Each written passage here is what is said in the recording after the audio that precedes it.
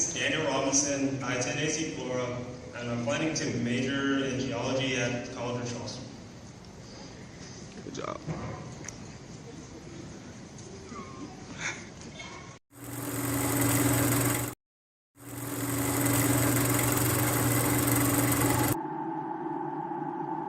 When the lights and camera turn off, I will be here. When the interest and conversation fade, I will be here. When there's no one around, a father will do anything it takes to be there for his son, to protect his family.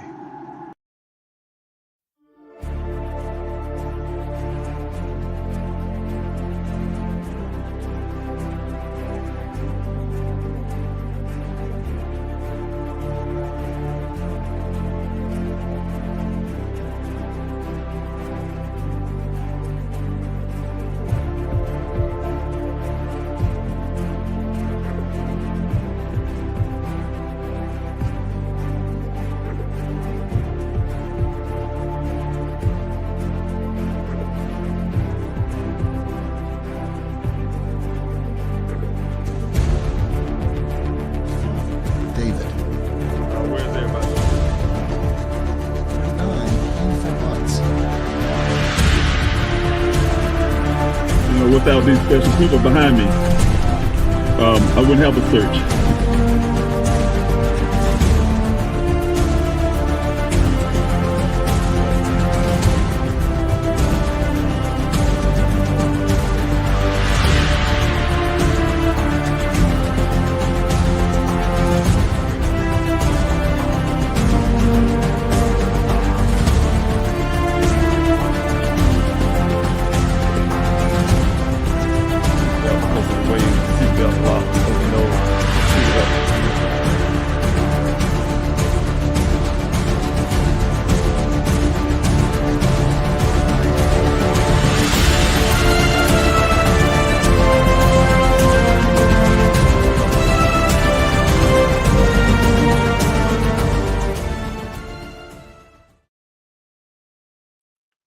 Good evening, everyone.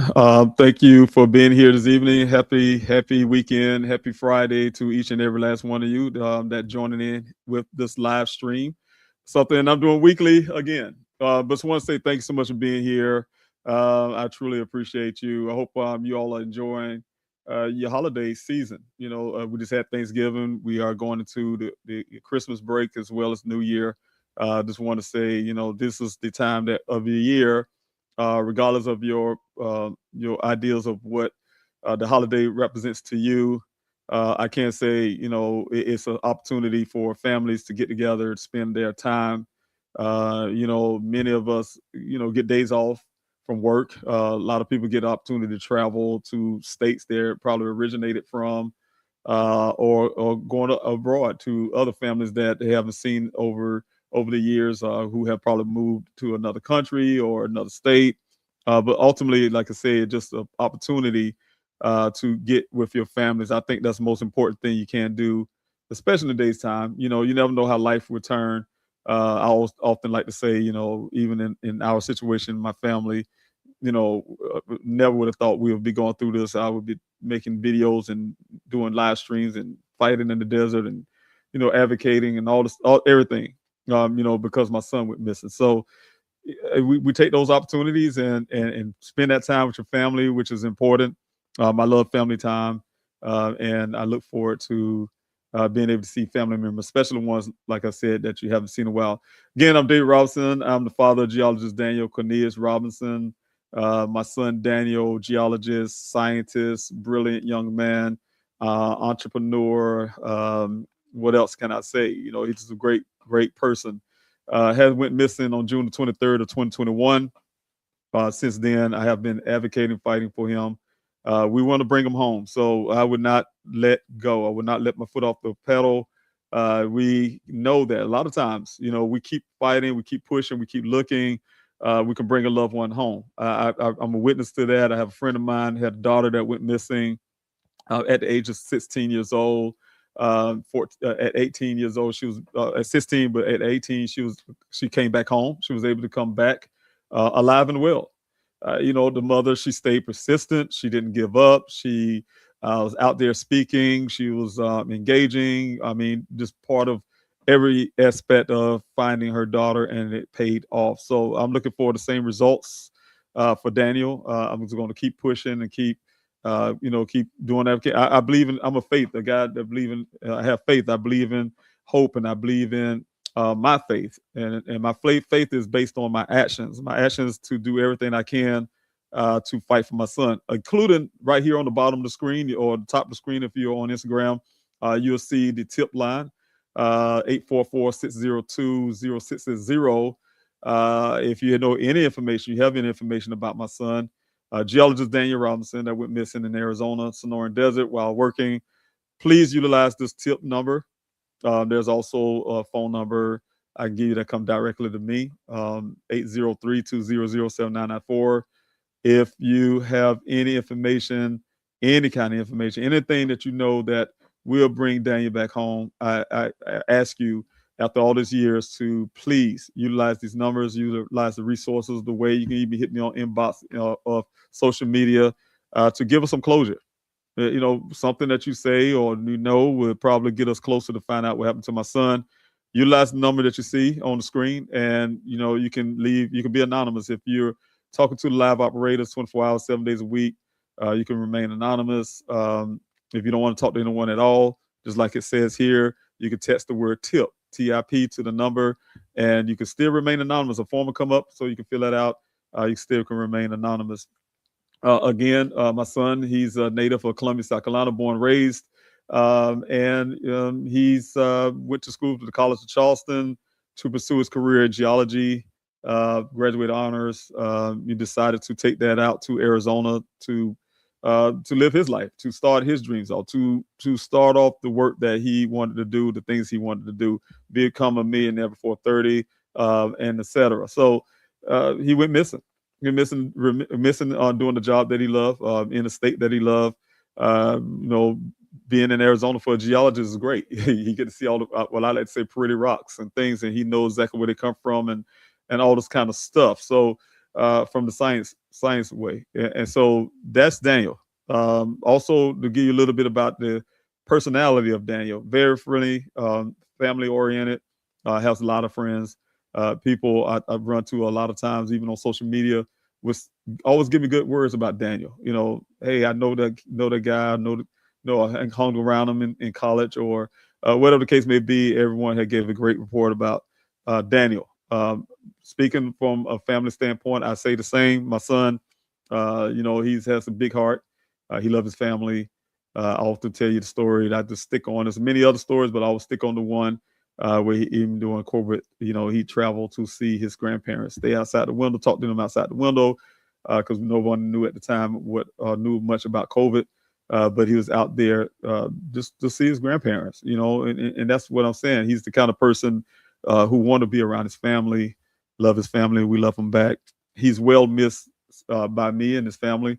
I missed my 2-hour conversation with my son. His inquisitive nature. He's really proud of things that he does. He always asks all these questions, like I said, and his dreams and hopes and aspirations and all that stuff. I miss that. I even miss some of the times that Daniel would irritate me, just like any parent can get irritated on certain things. And I would give anything for those moments. But to jump into what I want to talk about tonight, I told you last week I was going to go into talking about some of the things that happened at the well site. We was going to stick on to about the well site when I talked to one person in the comment section, asked about the well. Did we go and look into the well? So tonight I'm going to kind of brush over, do a little speeding up on the video, because going down in that well takes a long way down. We have one well that was 500 feet. The other one is over 1,000 feet. And so it takes a while to get down. So I will go, you'll see me kind of fast forward on the video, but I want to talk about that video again. I did it before when it was fresh and new, when I had the company come in and go down in these wells. I was really disappointed with the Buckeye Police Department at the time. And I did say I was going to do this too as well, and say Buckeye Police Department. I'm really trying to honor the good officers that's out there doing the good work, the good departments that are doing all the good work. But I had to be specific, like one asked me, requested, not to make it sound like I'm saying all law enforcement, but the Buckeye Police Department. I was disappointed with the way they assessed the well that was uh, uh, that needed to be searched. We had a well that was told to me and my family that Daniel was last seen, and then there was another well that was north of that that matches what Ken said, 1 mile west, 2 mile north, where the actual well site should have been based on his word, and then the other was based on Daniel's job. So those both needed to be checked out. They was in close proximity. Like I said, I was really disappointed with the way Buckeye Police Department handled that, but I didn't put it in the atmosphere of the social media and also the news, is because I didn't want to, like I say, appear to be anti-police or something. But I was very disappointed. Very disappointed. They utilized at the time. It was called Arizona Posse or whatever they call themselves, came in with a camera to look down in the well under my request, look down into those wells.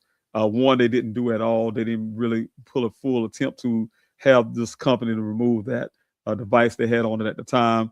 That was the well site I was told, the first well site when I was told that Daniel was last seen. But the second one was really piqued my interest because of the story that Ken gave to me, and as well as the size of that well. And so having that, I wanted the Buckeye policemen to go in there and do both. They did the latter. They did the second well site that I'm going to be really focusing on tonight. And when they did so, like I said, with the Arizona Posse folks, they had a camera that wasn't submersible. They just hit the surface of the water. Was really upset that the camera touched the water, and it was like, "Oh well, Mr. Robbins, that's it." I went as far as in forcing them to bring what they call a cadaver dog. Yeah, I argue the point if it really was a cadaver dog, but they said they brought the dog, and I did see the dog. But what also I had demanded also along with this going down in that well with the camera that I thought they would submerge and go down into, that they would first put air down in that well. And what they did is has a kind of fan blowing.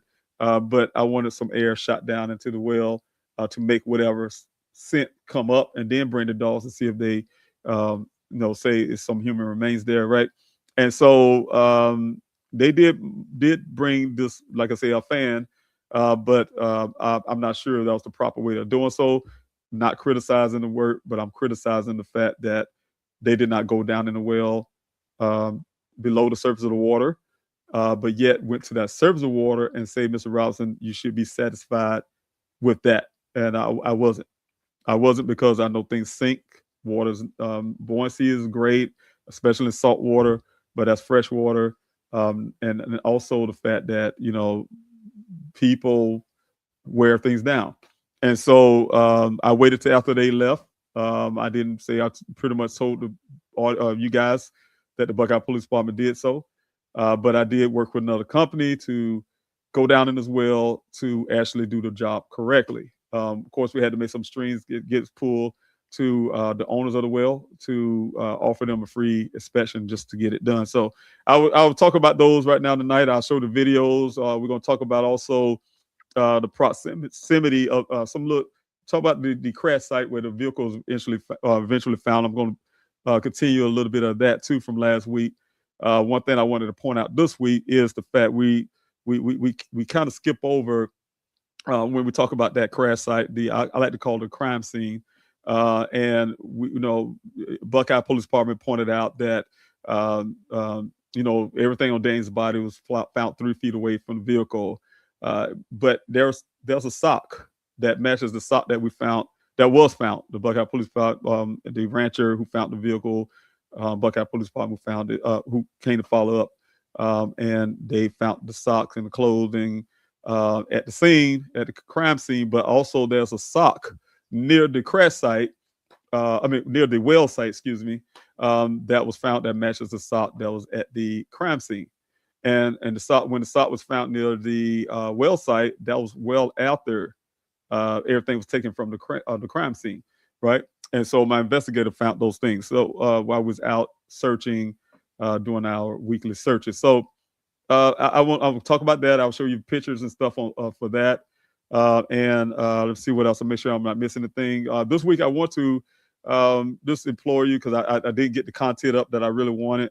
I wanted to talk about also include some family stories, like I do on the live streams, tell you about someone going missing. I know here in South Carolina, we had like 200, I think it was 235 people missing in February. We now, I think, 581 just in our state alone. We have 600,000 Americans go missing every year, around that much. And we have over 3,000 people, Americans go missing every day in this country. Over 2,000 of them are children. But of all missing American cases, 40% are people of color. And with Black Americans, we only make 13 to 14% of the population. That is something that's happening, that I know we have all the noise about the politics and someone drowning all the energy out the air of things that's actually happening on the ground to everyday Americans.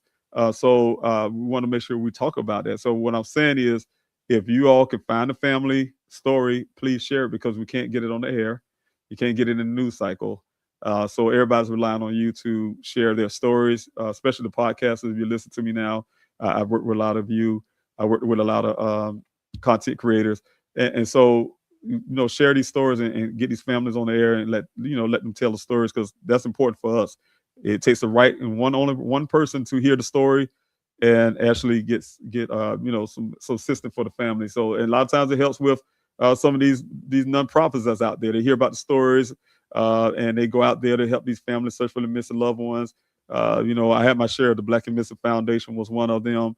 The only foundation that came out to help in Daniel's case. Even sent drones, donated. You name it, to help with the efforts to find my son. So again, they're out there. So it takes people like you to share. Before I go again, I'm going to put the comment section in. I want to say thank you to everyone who's joined in. I saw a lot of you on Instagram. Of course, I can't get you on the screen. I can show you a little bit of what you look like to me. It's like this to me when I look up on the screen, but to get you at your comments actually on the screen, I won't be able to do that. They still haven't worked that out. StreamYard and also Meta. So I want to say Victory Bud, thanks so much for being here. And I know what I was going to say too. After I finish everything said and done tonight, when I show you all the videos and we go through stuff, I'm going to do a short Q&A. If you have any questions at the end, I'm going to go through the comment section really quick, and I'm going to only look for questions. And when you have questions, please put the capital letter Q question. Even if you're on Instagram, I'll do those too. I might, but I put on screen, but I'll do those too. Once I finish doing all the videos and stuff, I'll say, hey, look, I'm going to the Q&A section. When I do that, I need you all to put a capital letter Q, the word question, or a big question mark before your question, because like I said, I'm gonna be going down it really quick, and that's all I'm gonna be looking for. So if you have that on there before your question, then I can identify it as your question, and then I would put it on the screen if you're on the other social media platforms, and if you're on Instagram, I'll just go ahead and read it out. But we'll go through your questions. I'll go through your questions and answer those as best I can, and get as many of the questions I can before I jump off the air. So thank you, everyone. Thank you, Tracy, for being here as well. Good evening to you. Green Light, thanks so much for being here. Hi to you. Doing well, doing good. Thank you so much. Yes, meditating or talking. No, I don't do that. No, I don't do the psychedelic mushrooms and magic mushrooms. No, none of that kind of stuff. But meditation is good. Meditation is very good. I do that much as I can, possible I can. We need that. But the other things, no, I would not do those. But I appreciate it though for you being here, Green Light. And let's see, Dana, thank you so much for being here. I truly appreciate you. And if my moderators are here, I thank you so much for being here on the chats, for moderating. And also, Tracy, thank you so much for being here. Thank you for your prayers. And let's see, Hector, thank you so much for being here. I truly appreciate it. Again, you say hello. I live in Buckeye and used to frequent the area. Daniel went missing in. I always wanted to find justice for him and the family. Thanks so much. We really appreciate your help. If ever there'll be a search out there again, I hope to see you out there at that point. Zodiac, thanks so much. Have a question, Zodiac. I'm gonna mark your question, so at the end I'll come back to it. But I'll read the question, but I'm gonna get back to the question once I, like I said, get finished with the videos and things. when you had recovered your son's Jeep in that ravine, had you checked to see if Daniel used a special key on the roof panel to get out during the crash. I have only seen that vehicle twice, and I want to answer that question, but I'll answer the question like I said at the end. I was just about to jump on it, but once I get on that roll to answer questions, hours will pass just like that. So, Zodiac, I will come back and I'll mark your question. I will come back to your question at the end of this, videos and things I want to show tonight. Who else I have? PM Channel, thanks so much for always being here. I truly appreciate you. Hello to you and also the moderators in the chat. Yes, thanks so much. And I have a moderator right here. Thank you, Lakeisha, for being here. Good evening, David. Did you ever receive the results of the items in the 1,000 feet well? And that's amazing you say that, because I will be talking about that well tonight, and that's part of the videos I will be showing. And Keisha, I will answer that at the end of that part of it too as well. Let's see. You say hello again, and also, like, if I didn't say already, thanks so much for moderating and keeping the chat so like I would like to say safe. So thanks so much. I appreciate you. Also, Bob Jean, thanks so much for being here. You have a question also. I truly appreciate it. The question is, what was it a core drilling company or a water well drilling company? It's a water well drilling company. That's what it was. I can't answer that really quick, but I'm going to also mark yours to come back to that as well. And so all the questions I have so far, I'm marking those. And if you're on the Instagram side, I don't see any questions to mark. But please, if you do on the Instagram side, it'll be hard for me to try to scroll back up to find it. I won't be able to mark it. So if you can wait till after, like I said, I finish with the videos and things, and I say, hey, I'm going to Q&A section, and you want to say something on Instagram, please do so at that time. Barbara Jean, thanks so much for being here. Thanks for your prayers. Thanks for Elaine. Again, thanks so much for being here. Wish you all the best in your search for Daniel. Thank you. I really appreciate it. Really need it. So thank you so much. All right, everyone. I will go ahead and geology is great. Whoever said that just now, I just happened to see that as I was jumping off. Victor, thanks so much. Victory, thanks so much for being here. It is really good. My son, he was always pushing me to. First of all, he tried to get me to live in Arizona, but he also pushed me to go to Sedona. He's even before I saw it. And when I had to go do a follow-up lead one time, I had to go to Sedona for the first time. Man, when I hit Sedona area, I was like, you know what? I see why he loved this place. It's beautiful, very beautiful. But yes, geology is one of those things.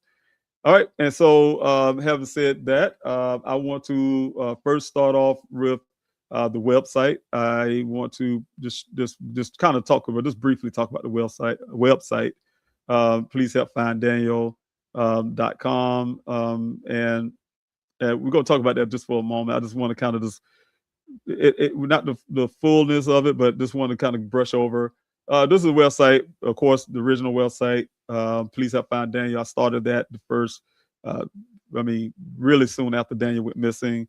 I thought it was very important. It is very important when you have a missing loved one to create social media pages, as well as, like I say, something like a website where you can put information for the media, for the public, and also help with humanizing your loved one.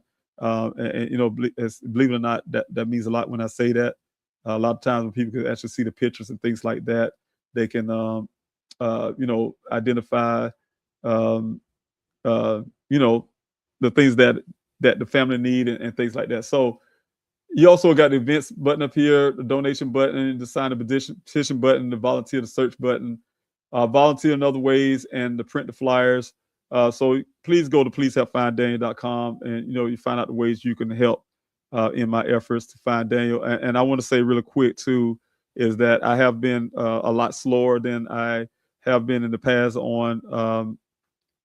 When I say slower, I have been not able to put as much time as I normally would in my son's social media and things like that, because I have been running for office and that takes a lot. Everyone knows that I have done that, and it started from the fact that I am still trying to get cell phone pings for my son's case. And I know families right now are trying to get certain things that technology-wise where we should be utilizing. I'm understanding why. And so it pushed me to push legislation that I crafted, some legislation, the Daniel Robinson's Law, the Police Help Find Missing Americans Act. Something I push here in South Carolina should be hitting the floor and try to get it implemented here. I'm not an elected official yet, but that's what I've done. But what I'm saying is it takes a lot of time on things I'm doing. And so when people don't see me much, I say, oh, you just moved on. No, I never would move on from my son. And so I'm really pushing those things to help other families as well, not just including my son, but everything else. So I just want to throw that out there. But what I want to get on, and I'm going to put a couple of maps up and talk through these maps, and so you can understand what this is about. But anyway, this is the map of, and I open on Instagram. I think everybody may be able to see that pretty decent. At least I hope so. I'm thinking a little part of me thinking that it'd probably be a little difficult because I see how small it is on that screen. But I'm looking at it from the Instagram and see, yes, it looks pretty decent, I think. Let me see if I can pull up the Instagram here to make sure everybody, the screen is not really full. So what I would do is I would take off Daniel's feet, legs, and make it just pretty much a blank screen for you guys so you can see. Maybe that'll be a little better. But this is the area where Daniel went missing. Of course, this is the map off the website. Please help find Daniel. You want to look at the sector map, you will find this map.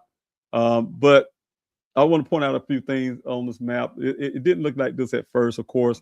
This is a whole development that was built. And the reasons why Daniel then was out there in the first place was to, you see the well site here. I'll see if I can make this a lot bigger. But you see the website here, well site here. And all of this was desert. Everything was desert. You didn't have any roads here. You didn't have the development here. But they wanted to do this. They wanted to put a new community here. It's called a smart city, Howard Hughes Corporation. I can give you the all ins and outs about it. But they went out to this area to assess the groundwater. This groundwater at this well site that's attached. Also up here is the second well site that is a well site that is attached to this groundwater that runs all the way to, let's see if I can go out so you guys can see what I'm talking about. This is this is Buckeye, but you come down into the city of Buckeye and around, I would say, Broadway, all these areas here, areas of Buckeye, but the groundwater runs all through the Buckeye area, to make a long story short. And so Daniel's job in Matrix New World, Matrix Software groundwater job is to assess the groundwaters in this earth, right? And if it can sustain and really support this community that they want to build. So there's a lot of things we can talk about the water. I'm not talking about that tonight, but I can say they wanted to build this thing really bad. I think it stands to make a lot of money. So, there's a lot to that. So, of course, it's called Terra Vallis is the name of the community, but it's a smart city that they're building. Still probably working on. That's why it looked like this. Still look like it's unfully developed, but they got roads there. But this is the well site location that how I want to say Ken. Well, Ken didn't tell me that. He told the job company told me that. That was doing the first search out there. My first public search. I followed Daniel's coworker who took me to the spot. And since then, we call this the well site that Daniel was last seen. I really believe from Ken's story when he said 1 mile west, 2 miles north, because you go up here, this mark here is where the well site, because once you get on this road here, you have to go to the left to get to the well site. But it was based on the T-junction that was about right in this area. And when you go up, the 2 mile north will take you here. And I've done it. I've done it many times. If you look at previous videos I had, you'll see that I literally, recorded the odometer and did exactly the way the story that Ken told me. And that's the reason why I say I know his story just don't add up, right? And so if you listen to his story, though, it takes you to, like I said, this well site. You can't really see it because we don't have it marked. It's going by what Matrix New World gave me. But this is the well site here, right? You probably can see a little square figure there. I don't know if everybody can see it on the thing, but it's a well site. And according to Ken, his story, that would have been the location. According to Daniel's job, who drove me here, had followed into this well. He first of all, he got us lost, and I told you the story. He last week he took us to a corral first. That was like a little south of this well. It was probably around in this area. Took us to a corral first, and then said, "Oh no, this is not it." And then they ventured to me here. So, "Oh yeah, that's it." You know, after some time. But when I go specifically by, like I said, Ken's story, it would take you to this point. Now, and the reason why I brought that up, because I wanted to show you a few things. We're going to first start off with the well site. If we was to believe that this is the actual well site that Daniel was last seen, if you travel like what Ken said, you follow the direction that he felt that Daniel went out west into the desert. From this well, he drove south to the T-junction, and then he went out west somewhere out here. But we already know that the west kind of goes a few hundred feet, and then it goes south. What it does, it ends up coming south through this area here, and it travels down through here where West Cut this road is, and it travels past this. This is a infrastructure where it's like a power plant type deal, and it goes further down, come down to this area we call the quarry area. It's a real open area. So y'all hear me telling the story about the guy that was working on my search, was my search coordinator. He first introduced me to this area that morning. It was right here. And you just go this is the area we park vehicles park their cars in. I mean, it's a big open area for get more cars, and I really liked it. But you walk over the hill to get to the crest, to the crime scene where the vehicle was found. There's another road that comes through here where you can also access the crime scene, right? But it's a real steep hill right here. Of course, you can't tell with this map, but it's very steep. I remember the last time I went up that hill was on April. I believe it was a little before. It was a little before the search, I believe, when I was with Missing Americans, American Most Wanted Missing Persons. We was filming out here, and I was with Paige, and he driving a Jeep was going up that thing and almost turned over. That's how steep it is. I'll just put it that way. And so long story, to get 30-something miles per hour, for a fact that wouldn't come from that direction. And even from this direction is hills too, as well, and a lot of brush. So what I'm saying is, to point these things out, I would want to talk about that. Is the distance that you can see, and I'm gonna go ahead and kind of go out a little bit so everyone can kind of notice this. But you can see the distance from this well site, if we want to believe that's the well site that Daniel was last seen, to this location where the vehicle was found. Right, that's a bit stretched. It's about 2.5, 3 miles, and roughly, and so he had to go through a lot just to get there. I'll just put it that way. And so at the scene, I show you a lot of pictures and things at the scene where, a lot of pictures on the scene where, the clothing, like I said, was on the ground. The socks, you name it, the vehicle lying on the side, just all of that, everything that was on the ground. We seen that. We've seen that, right? So what I want to do now is kind of do a comparison as well. I'm going to pull up a separate map. It's another map that I want to show you guys on that too as well. Is that this is from Google. This is where I'm going to show you a point where the sock was found.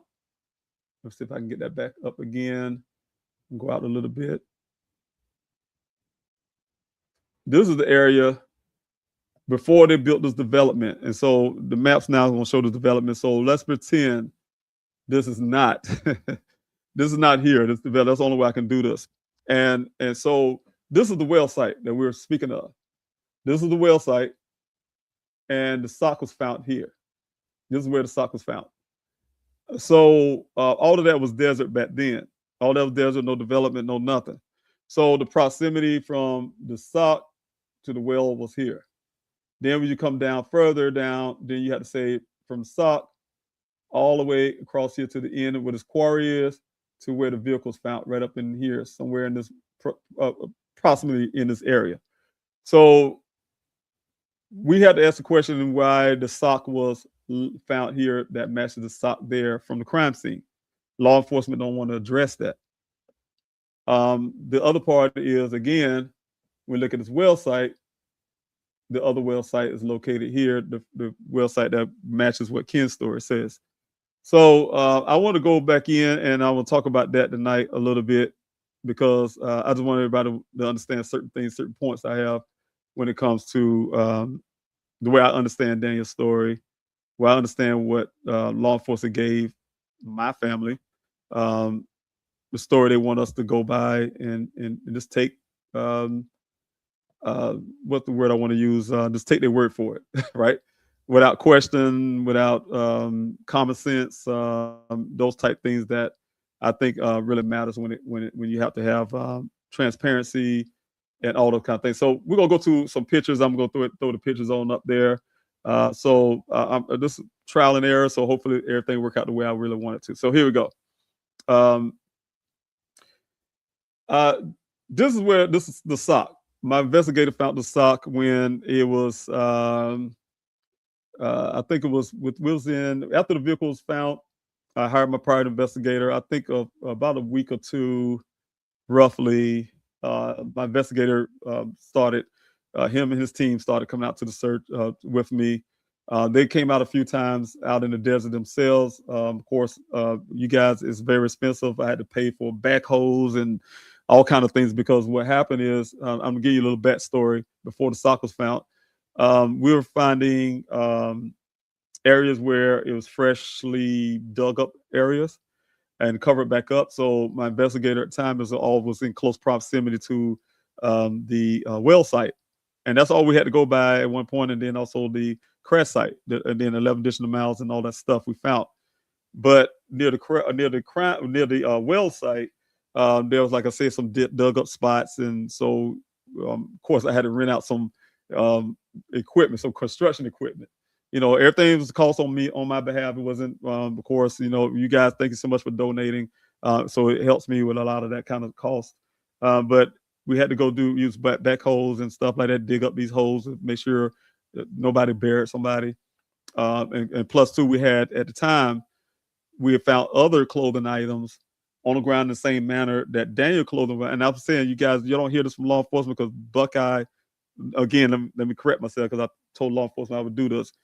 The Buckeye Police Department was purposely, in my opinion, cherry picking what they wanted in their report. Because if it didn't fit their narrative, they're not going to tell the public that. They're not going to even put it in their report. They're not even going to investigate it. And so we, at the time, we had things going on in the desert when we were searching. We were finding human remains. We found some clothing items on the ground in a pile, similar to what was said Daniel clothes was found.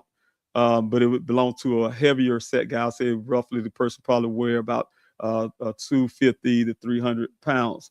But it was a male clothing on the ground in the same manner. Everything from the person was wearing, from the underwear down to socks. So at that point, we were feeling that maybe some type of serial killers out there, and Daniel was a victim. And so later in the scheme of things, we're searching, and I could show you more pictures. I'm not, because this was a part of the things that I'm still utilizing to investigate my son's disappearance. Buckeyes don't even care about even having these things. We gave it to them, and they're not utilizing them. But anyway, this is the I have the coordinates. Of course, I showed you guys on that map. But this is where the sock was found that matches the sock from the crime scene. And I showed you the area. But anyway, to give you a little closer view of that, if I can give in that. If you remember from the crime scene, the picture of the sock, I wish I would put that up. The probably comparison so you can see the two. You can really identify them as being the pair to the other, right? And so I put that up to show you that part, but also to show you the second well site that I wanted to go in to. But this is from my drone footage. I took a drone to the second well site that we were speaking about at first. I think I put the wrong one up. The first well site, that's what I want to go at. The first well, this is from the first well site. And I will show you guys the reason why I wanted to look into the well. Because after I seen all of this stuff going on, I was asking law enforcement to go in the well and make sure nobody did something to my son and threw him down in the well where he was working. And they didn't do it. They refused to do it, I guess, or didn't want to do it, or whatever the case may be. But it took a lot of pressure. When I say Buckeye finally went to put use the posse, or what they call those Arizona posse people, to put that to the second well site, not the well site I'm about to show you, that they saying Daniel was last seen, but the other well site that was north of that. When they did that, it took pressure for them to do it. They didn't want to do it on during the time when we need them to. They did it on an off day of the week. Myself and I took Larnell Farmer. He's a friend of mine. He's a ex-police officer. He was the West Valley NAACP president. He's also a board member of the Daniel Ross Foundation, and like I say, a friend and part of the A-team. And so I took him with me and another law enforcement officer who's retired as well. And we met Buckeye out there to see them do this work that I asked them to do. Also that day, they supposed to have gone to to this day, they haven't done it, a prospect mine, a mine that was unmarked that we found is a vertical mine that goes straight down into the earth to have that searched by BLM, the Bureau of Land Management. They haven't done that to this date. Excuse was that the rocks around it will damage their tires on their side, UTV. And so a lot of stuff costs money, right? So I had to be very careful with donations I get and everything else to try to make sure my operation's still going. And some things I just couldn't do. And so I had to try to lean it over to law enforcement who wouldn't do it. So that put a bit of taste in my mouth. But the thing is, I'm saying to the first well site, for you all to understand this, I want to show you the well. We're going to go down the well. I'm going to show you how deep this well is and how clear it looks. The thing I want to point out to you is this first well site where they say Daniel's job, say that's where Daniel was first missing, that he went missing from. And then I'm going to show you the well, according to Ken's story, the 1 mile west, 2 mile north, that would take you to the second well site that's north of that first one that Daniel Job said he was at. And you'll find all the stuff that's in it that shouldn't be there, right? And the person who had done this work for me, the company, he done this for many years, and he said those items should never been in there, and he got suspicious that somebody was utilizing that to cover up something, right? And so I will show you that one too, that video, but we're gonna go through the first well site first, and then from there we'll go to the second well site. First well site, where again the Mason New World said Daniel went missing from. That don't match Ken's story, but it matches what his job gave me. So what I would do is go through this real quick with you all. So I'm gonna make it a little bigger so those who can't. This is going into the Trillium well site. That's number one. Trillium is a company that was buying up the land out there at the time. We had I'm trying to think of the other one. Is it will tip my tongues almost like but anyway, they ended up ultimately going to Howard Hughes Corporation. Eldorado Holdings. Eldorado Holdings was responsible for a lot of this. They called it the Trillium well site. That's the area at the time. And so the first well site, you see right here, we're at 0. 0 is where we're just about to go into this well. This well is a long tube. You guys seeing the picture of it, what it looked like on the outside. And then you go on to the inside. So I'm going to play the video. We're going to go down. I'm going to be skipping a little bit, but I'm going to talk about the depth of it. But I want you to see, these are the side walls of that tube that goes down into the well. Very clean, very clear, very, you can see this. Now, I can tell you once you get in the water, you start seeing some of those things differently, but they explain to me what those walls. It's almost like bacteria that grows on the wall and things like that. That's natural for water, right? But I know some of you say, hey, this is well water. I drink this, but but some of those things are natural for the water. But this is the well when you go down into the well. Right now we at 12 feet, 13 feet. So you got kind of look at it that way. That's why you see the point, whatever it is, F being feet. So we're at 20 feet now. We're at 21 feet, 22 feet. And I'm going to skip a little bit to keep going further down. So because it's deep. So right now that's 25 feet, but now right here, let me see if I might back up because I think I went too far. I want to get to the surface of the water. That's 244 feet. So you can imagine how deep this thing is, and that's in the water. I'm gonna back it up a little bit, so I don't know exactly where I'll be at. So I'm gonna try to fish around a little bit till I get to the surface of the water, and then I want to stop there for a reason because I want to talk about the surface of the water. Again, something that the Buckeye Police Department did with that posse folks, they would travel down just like this camera is doing also. But this camera is designed to go underwater. They just had some regular camera they came up with. Then they had some makeshift string type thing they dropped down into the well. But yes, but here we go. Let me back up a little bit. And this is where we coming into the surface of the water, right at 155.4 feet, right? So 155 before you even hit the water surface. That's a lot. That's very deep. 155 feet before you even hit the water surface. He paused there a little bit because he had to readjust some things. And also at the same time, I told you the only way we was able to go down this well and get a rim, because they told us no, they didn't want to go in the well. But the only way we was able to do that is to give them a free inspection. So he was doing that as well. Wow. Now we're going down into the water at 155 feet.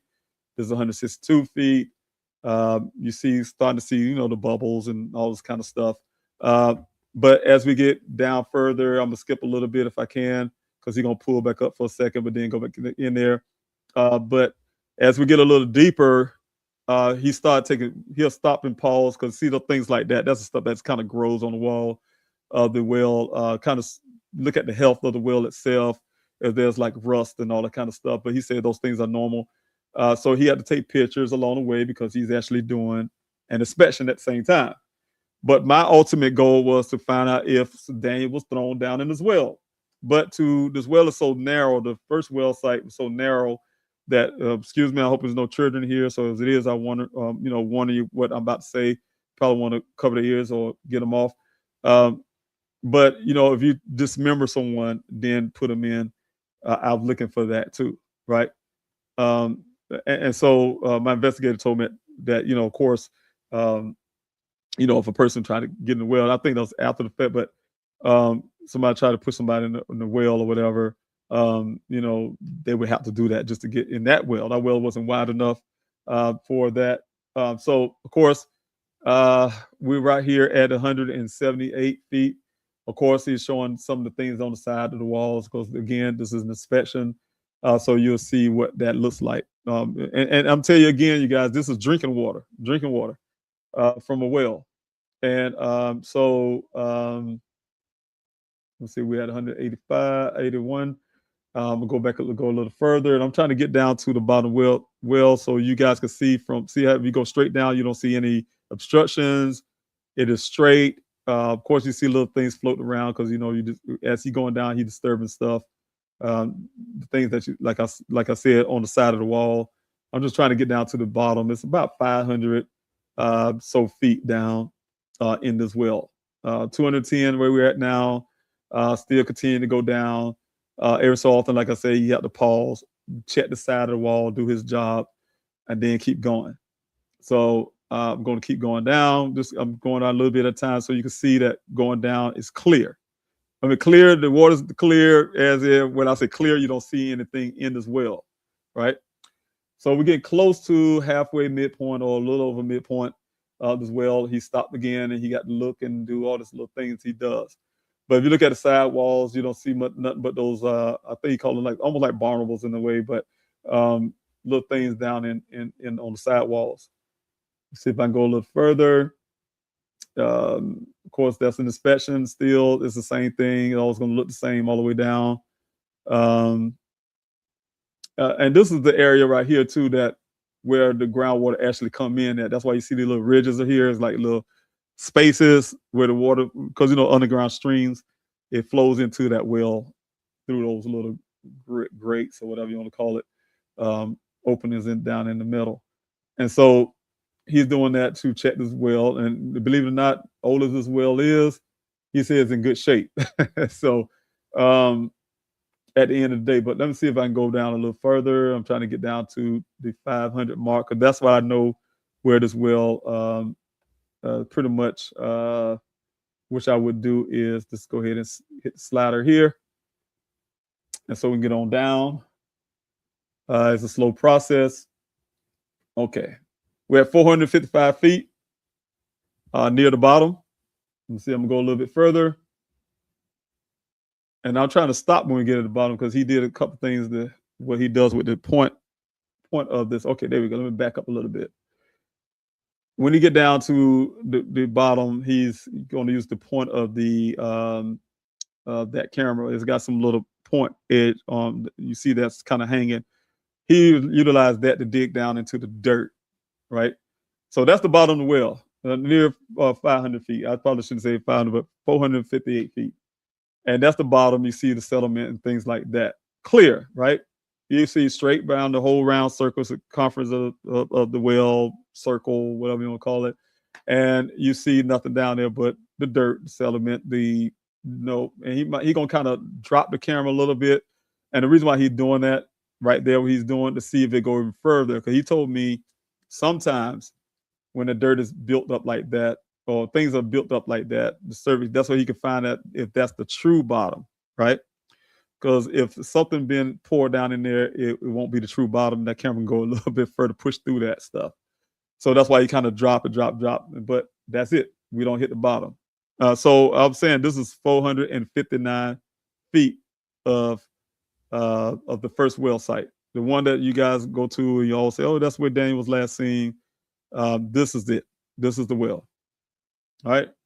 And so I want to show you the second well site. We're going to go ahead and jump to the next thing here. Slide, if I can, to talk about the, this is a video I did with my drone. Of course, I thank you guys for donating as well. I was able to put drones out. I've been begging for drones, but I would have the drone footage myself. So I recorded this. This is the second well site where I believe, like I said, that matches Ken's story. So I'm gonna pause it right here. This is the area. If you go south, this direction, that's where it going. If you go down this road right here, you see it travels through here and go along that way. That's how you get to the first well site. But you're coming up to the second well site where I showed you on the map. This is the little square area I was talking about. So you have all these poles sitting here, and and you have this equipment, and that's the drilling equipment. The little poles that you see on the ground, that's drilling equipment. You have a fence around it. I'm assuming to keep people from stealing or something. But when I went to this well site the first time, I first located it, I was wondering why some of the fencing was torn. It was missing, some section was missing. And I mean, when you look at it, it looked like it was taken apart halfway. But also, I want you to really pay attention to this. This is a big mound of dirt. Big mound of dirt. I mean, it's tall. If we was walking, that's pretty much us walking there. I probably standing there holding the controller for the drone. But you walk up to the mound, it's pretty high. So it's really, logical for me to say that when I talked about this dirt that's down in that well, and I'm sure tell you why, it came from this place. It came from this place. People say, where all that dirt come from? It come from here. I'm sure that dirt used to be down in there and came up here when they were drilling this well in the first place, right? And they put it there. So, but it also been put back in there to cover up something this way it looks to me. So I'm gonna go ahead and play this drone footage. I'm kind of flying over, and I'm showing the area, and I'm pausing right here too. If I can go back just a little, 10 seconds, and I'm gonna pause it, but I was gonna throw in a little something real quick. So I'll say like this, you guys. So people ask a question, say, okay, why do it take you so long to search the desert? This is us. This is area that we did search, all this area here. This is part of the Wagner Wash that goes through here. This is called a Wagner Wash. Water actually runs through here when they have rainy season and stuff like that. Then you have the Hassayapa River somewhere up in that area. And then if you can barely see these power lines back up there, that's an aqueduct down that way where they have a canal that runs through. But to get from this point to over there is, I mean, it is tremendous, right? But to get from here to that mountain that you think you can see is even further, right? You probably wouldn't get to it. But the point is, I'm saying is to people who really want to understand why it took me so long from a person that say Daniel was at this well site. If he went that direction, he went that direction, with that direction, that, it's all kind of possible direction angles he could have gone out from this one point, right? How are you able to search all that point and find him out there somewhere on the ground? I'll use an example. And then you have the brush to get to account for. If you was to zoom in, you can see right here ravines. You got things to hide that hides under. It takes a lot. It takes a lot. So that's what I'm saying. It's a major feat to actually go search. But and the crazy part is we didn't have the equipment that law enforcement had, like some of the things that I wanted on the drone, to the infrared systems and things like that, can see heat signatures and changes in the ground and all this kind of stuff that we was asking for at the front of when Daniel went missing, to increase the chances of finding him with those technologies, right? And they wouldn't do it.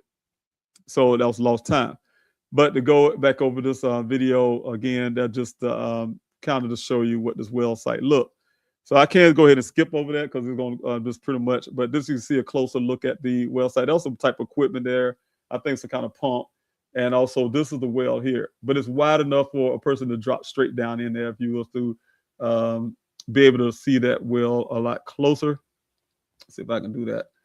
But you see what I'm saying? The fencing are missing. It was torn down, and especially on the sides here is intact. But you see right up in here, you'll see some of the fencing missing, and also there's a wood structure right here that holds these pipes up. You see the wood structure that's going across here. I'm assuming that there's one here, there's one there. There should have been one here. There's one laying here, but some of the wood structure is missing, and then one of the poles that goes through here is missing. There's got a section here that's missing. And also you have the other drilling. So you probably see like almost like a drill bit there.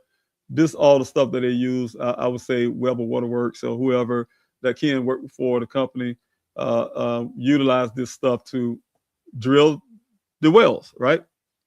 And so when I went to go have this well search, you take the top off. Like I said, if you're standing there, you can see how a person just drops straight on down in there. And so I wanted Buckeye Police Department to search this well the correct way. Search this well and, make sure that my son wasn't put down in this well. Again, like I said, if you follow Ken's story, that Buckeye, in my opinion, purposely don't want to investigate, it would take you to this well site, not the first one. So having said that, some more views. But we're going to go ahead and go, and this is that pile of dirt I was talking about. And we're going to go ahead and go into this well real quick so I can jump off this live stream and answer some of your questions. But we'll jump into this well site and talk about those. All right, if I can get it play here. Let's see if I can get this up. My hard drive is moving a little slow this time. But while it's going up, I'll talk about that. But like I said, I wanted to make sure that we're putting that up for you guys. Let me see if I can get this going. Now jump back on that. But yeah, just wanted to go ahead and put that out because that's the important part of the case. Just getting Buckeye to just follow the leads. They'll be really quick into the public and say, well, there's no more leads to follow. There's no more leads to follow because you're not looking for the leads. You're not following the leads that's available to you. And that's the problem. And so for me and my family, that's what we're arguing when it comes to getting law enforcement to do Daniel's, to investigate Daniel's disappearance properly, to actually fight for, to look for these leads that's out there. So we do have the leads. It's just that we need to get law enforcement to follow up on those leads. And so having said that, let's see if I can get this up again, get it going. Let's see here. It's always like that when you want to do something. Sometimes I lose a little. But here we go. Let's go ahead and do this. And so you guys can understand this. But this is a Trillium 2, right? To well site. Well, this should be 2. Let me see, make sure it's the right one I got. Let me see, double check. I have to double check this because I don't want to put the wrong one up there and we're looking at the same well. Let me see here. It sure was. Okay, let's go ahead and do this, get this right here going. All right, there we go. This will be the second well site for you all. And once they come up here, let's see if I can get this thing going right. Have a little problem getting it going, but we'll get it. We'll get it together here. But the second well site, like I said, I just want to show you how, first of all, how deep it is, and then you can remember the first well site, and I want you to remember how when I was speaking about it, how clear when you take that well site and you look how clear everything was when you're going down. There was no obstructions. We did see again. Let me see. I think I got it now. This is the second well site, but let me pause real quick. But you did see how it started off really clean. It should look that way all the way down to the surface of the water, first of all. And then once it get past the surface of the water, you see how the other well site was. It should, how I want to say, it should be, the little stuff on the side of the wall, the barnacles or whatever you call them. I'm trying to think that was the name or something he told me, but it's natural. It's natural for that type of. But they also said they look for metal-eating bacteria, and so that's the concern that he was looking for in that inspection. So we're gonna go ahead and go down as well, and start off the right way. 0. We're at 0 feet. We're down to 1 feet. We're down to 2 feet. But he's gonna to save you guys some trouble. This one's gonna be a little longer. That's why you see it say an hour. Because he had a difficulty once we got to the water level, and I'm gonna go ahead and skip down to the water level as fast as I can. So you'll see me do little skips here to get down further into this well. And I hope my hard drive really cooperate with me. So I'm running this off my hard drive, and my hard drive is getting a little older, so I had to go ahead and get that swapped out as well because I see it slowing down in its movements. But definitely while I was doing that, we're going to just keep trying as best to get down as far as I can in the well. You see how it started kind of a little rusty looking in a sense as you get down to what this is 38 feet in that well. Let's see if I can keep it going. Let's see. All right, well, now we're at 72 feet. And let's see, I'm trying to guess this distance. And if I have to back up, I would back up. But I want to get to the water surface, and we're going to talk about the surface real quick.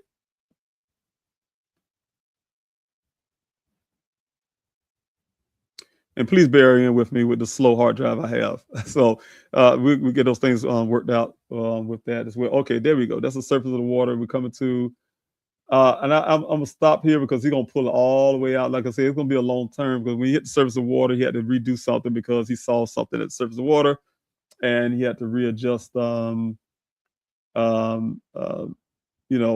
things to get past this water surface. But having said that, this is the weird part of me. At 104 feet so far, we're not even at the water surface, but we're getting to the water surface now. I can't say what happened is he's actually I remember this. He was wanting to come down at a right angle. He had to come down straight down the center, so that's why he's pulling back out, and then he's going to have to drop it back in again. So what I'm going to have to do is keep fast forwarding until we get down to the water surface. And when he's going down in this this well.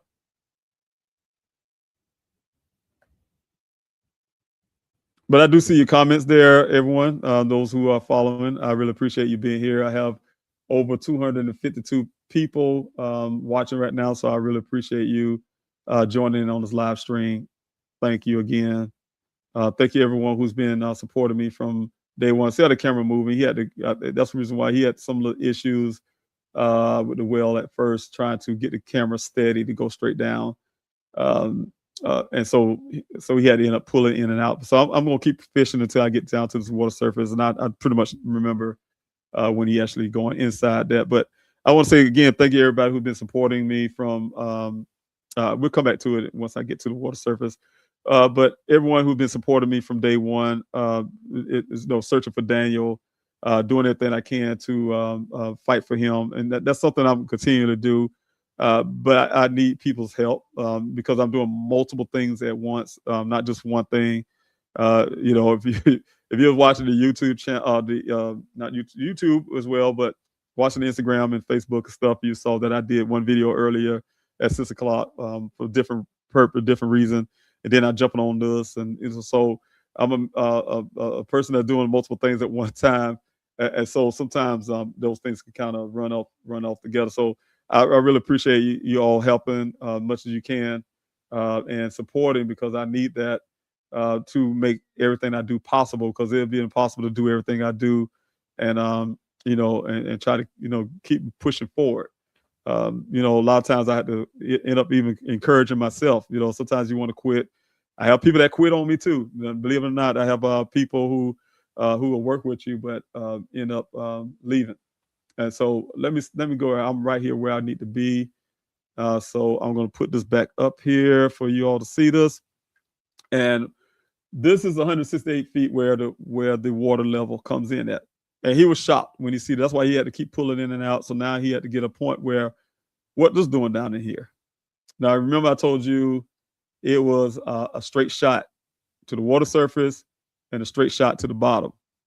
So when he made it to the water surface is right here, he seen all of this stuff. And that was shocking to him because he had never seen that before. And mind you, he's been doing this for many years. And he said, this stuff don't belong there. First, he didn't know really what it was.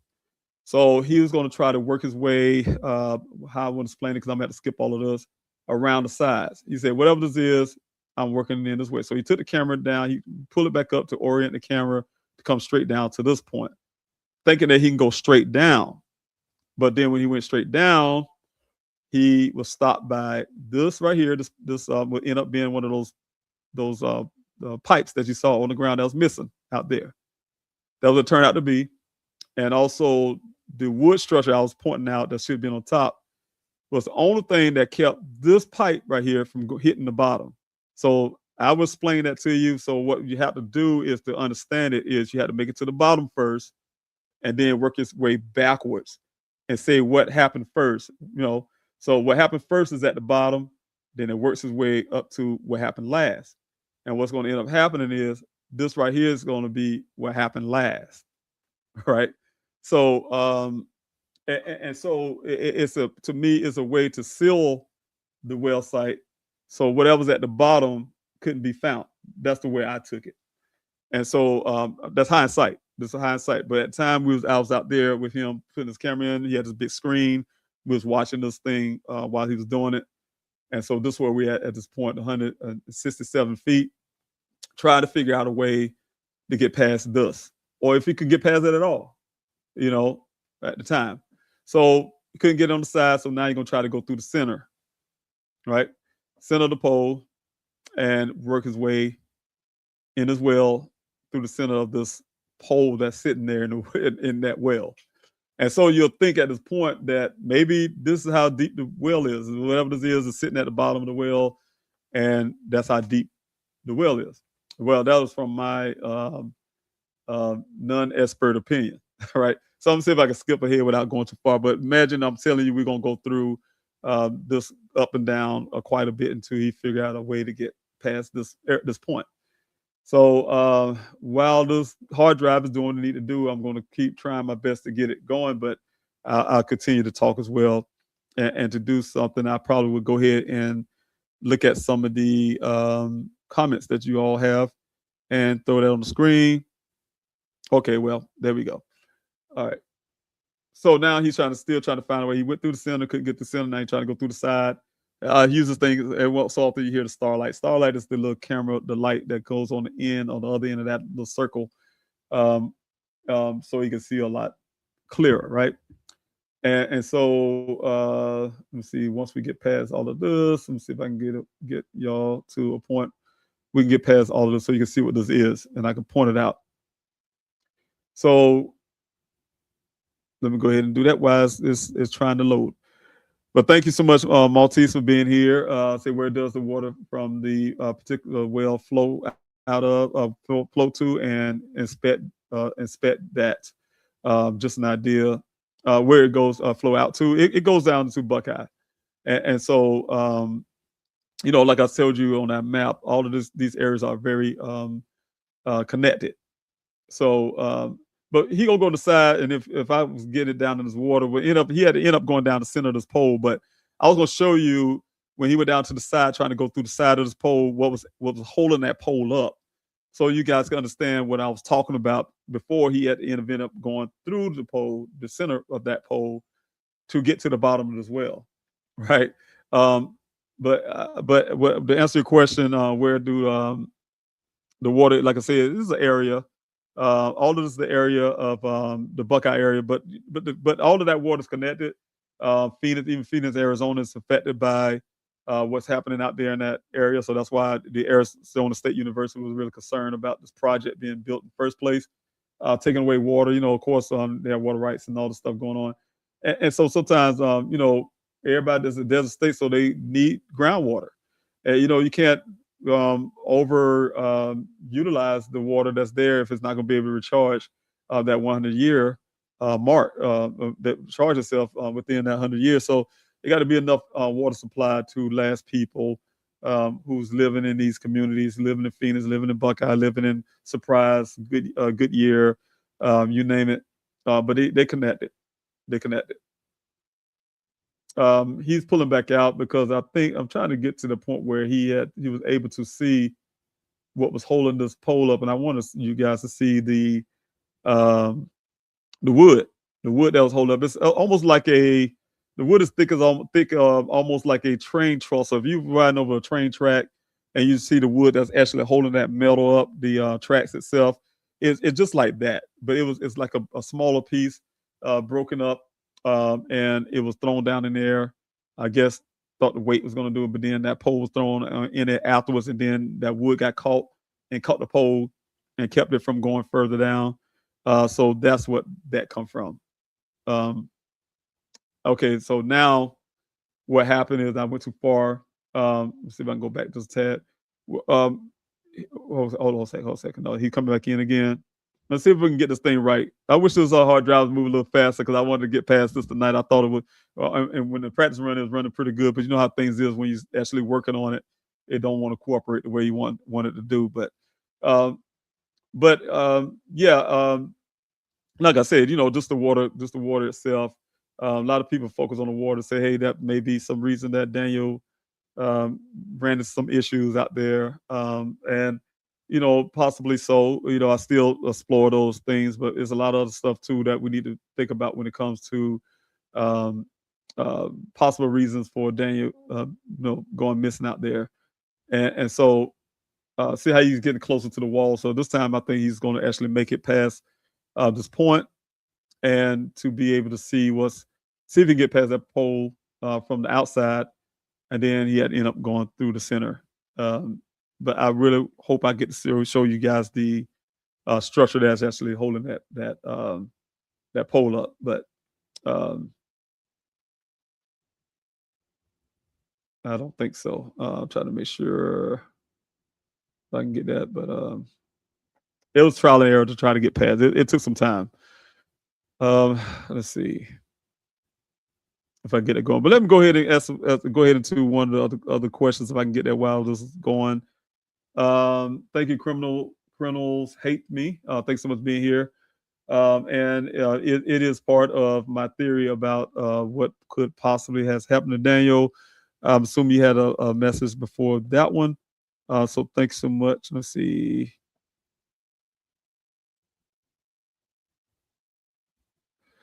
You asked, okay, there we go. That's a structure. Let me pause it right here. This is a structure I was talking about. If I can go, let's see if I can go back 10. Let's see.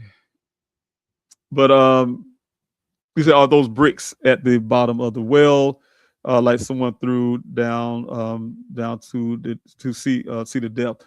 And I can tell you before we went down into the well, many times while we were searching around that first, if you must be speaking about the first well site that I showed you.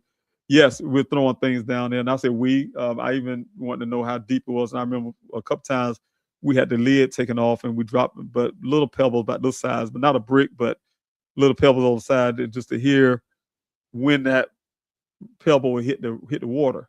And you can actually hear the clean, clean, clean, clean. It takes forever, it seems like, you know. And so to try to get an idea, we kind of figure it was about 500 feet, is to drop in South County, 1,000, 2, and then to get an idea how deep it was. So, and so yes, you probably would find things like pebbles and not a problem necessarily a brick, but that did kind of look like a brick was down in there. But I don't think there was too many bricks during that time before the development started. I didn't see any bricks out there in that desert. But this is the wood structure I was speaking of right here, right? It's like a train trestle thickness of the wood, right? And that's what blocked that pole from going all the way down. It got large going across like sideways, so it got stuck in there. So when they put the pole in there, the pole landed right on it and couldn't go past it, right? And so the pole is stuck there, been kind of suspended.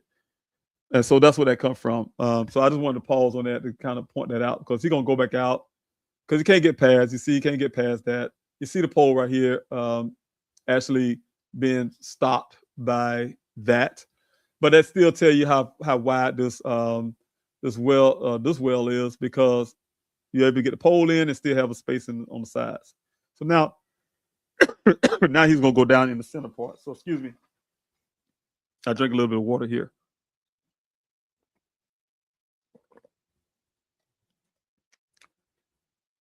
Everyone, give me a quick second.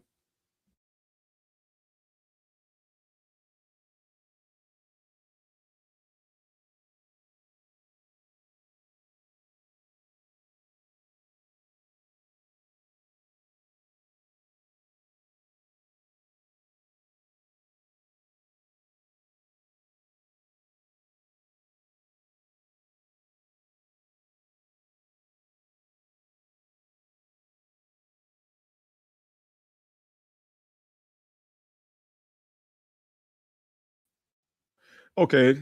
All right. All right. Now we're at 188 feet, but we're past the wood structure. Again, like I told you from the first well site, if you look at the difference between that well site and look at the walls of this well site, you start to see a whole bunch of um, fragments and stuff like. Excuse me, everyone. I'm choking a little bit. I had to get myself together there. But you see a lot of fragments and stuff like that in the water, right? You start to see that a lot, right? When we went down the first well site, you didn't see this much stuff floating around the water. I was asking him that. He thought that was really different too, but he assumed that maybe it was a lot of sediments that was just kind of floating around from the side walls. But then as he was going down, he noticed that it also was, if you look at here, you can see all the wood structure, you see all of this, a lot of dirt, right? Those are dirt particles. So I'm gonna see if I can make it all the way down, because it's a lot. It's a bit long travel. At the same time, I'm going to answer some of the questions if I can get them. That's probably a good idea while I'm waiting on this thing move so slow. Let me see if I can have any questions. I can go back to some of the questions I had at the beginning. Then I'll work my way back down. The start questions. Let's go with that first. Oh, that's 298 feet. I'm going ahead and let that run. I'm asking questions really quick. Question: when you had recovered your son's Jeep in a ravine, excuse me, had you checked to see if Daniel had used the special key on the roof panel to get out during the crash? And that's the thing. I'm glad you put that out, Zodiac. And I know who you are, Zodiac. So thank you so much. When I start thinking about it, Buckeye said to me as a family member, we have 327 feet, but look, I want everyone to pay attention to the walls, how dirty it is and how different it is. Remember, I was showing you the other wall, or the other well had little barnacles on here and there, but it wasn't like this, right? And that's because this well has been treated a lot different, and you'll see the reason why once we get down further. The other well site was close to 500 feet. This one was twice that, so it takes a while. So I'm going to go ahead and do this while that's going on. We'll talk about. You see some of the wood structure that actually started floating down from that wood that was blocking. and you'll see the thing called Starlight coming on a little bit. So he still had to do an inspection and all the stuff. This well right here is in a real bad shape. So he's doing utilize. You'll see the thing say Starlight, and he's doing his stuff. But to answer that question, Zodiac, I was told by the Buckeye Police Department when they did the initial explanation of what they say they believe happened to Daniel. And one of the things they pointed out after they said, oh, the vehicle flipped and roll and all the stuff, and he had a seatbelt on and all those things, they said he kicked his way out of the sunroof. Then they explained the glass on the ground that we saw in that one of the smaller section as the glass of the sunroof is what they told me. A father, a parent who needed help answers for their son. The Buckeye Police Department didn't care to find out information about the vehicle before telling the family anything. They didn't care about actually doing police work to really, before they opened their mouth to the family, to say that what they are saying is credible, is realistic, and all of that, right? They haven't even bothered about doing that. And he told me that they believe Daniel kicked his way out of the sunroof. That's why the glass is on the ground, right? First of all, say there was glass on the vehicle. That's what he's saying. If he's saying he clicked his way through the glass, and that's why the glass on the ground. He came through the sunroof.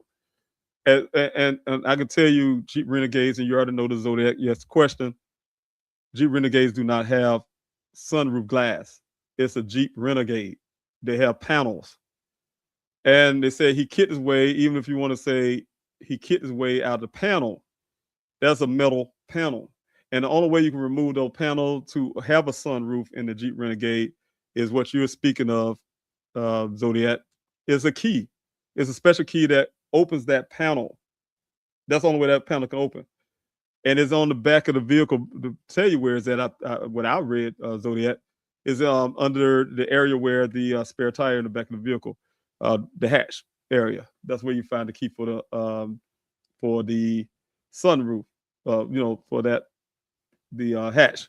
And so my argument was that he had to kick through. I know my son's strong and everything, but he had to kick his way through that metal sunroof to get out. And then again, you look at the scene and you see somehow that same metal roof that he kicked out after the vehicle's lying on the side is stuck up under the front end of the vehicle.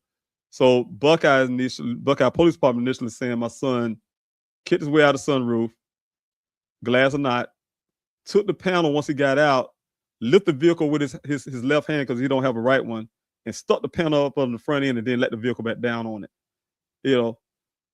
And so it's things like that I get angry about. And I said, and every time I talk about my son's story, I do really get angry at the Buckeye Police Department because I hear, and what irks me to my nerves, I hear the FBI, the field office who's glorified police. And I'm just speaking of only Phoenix Police Department, Akil or whoever is in charge over there now.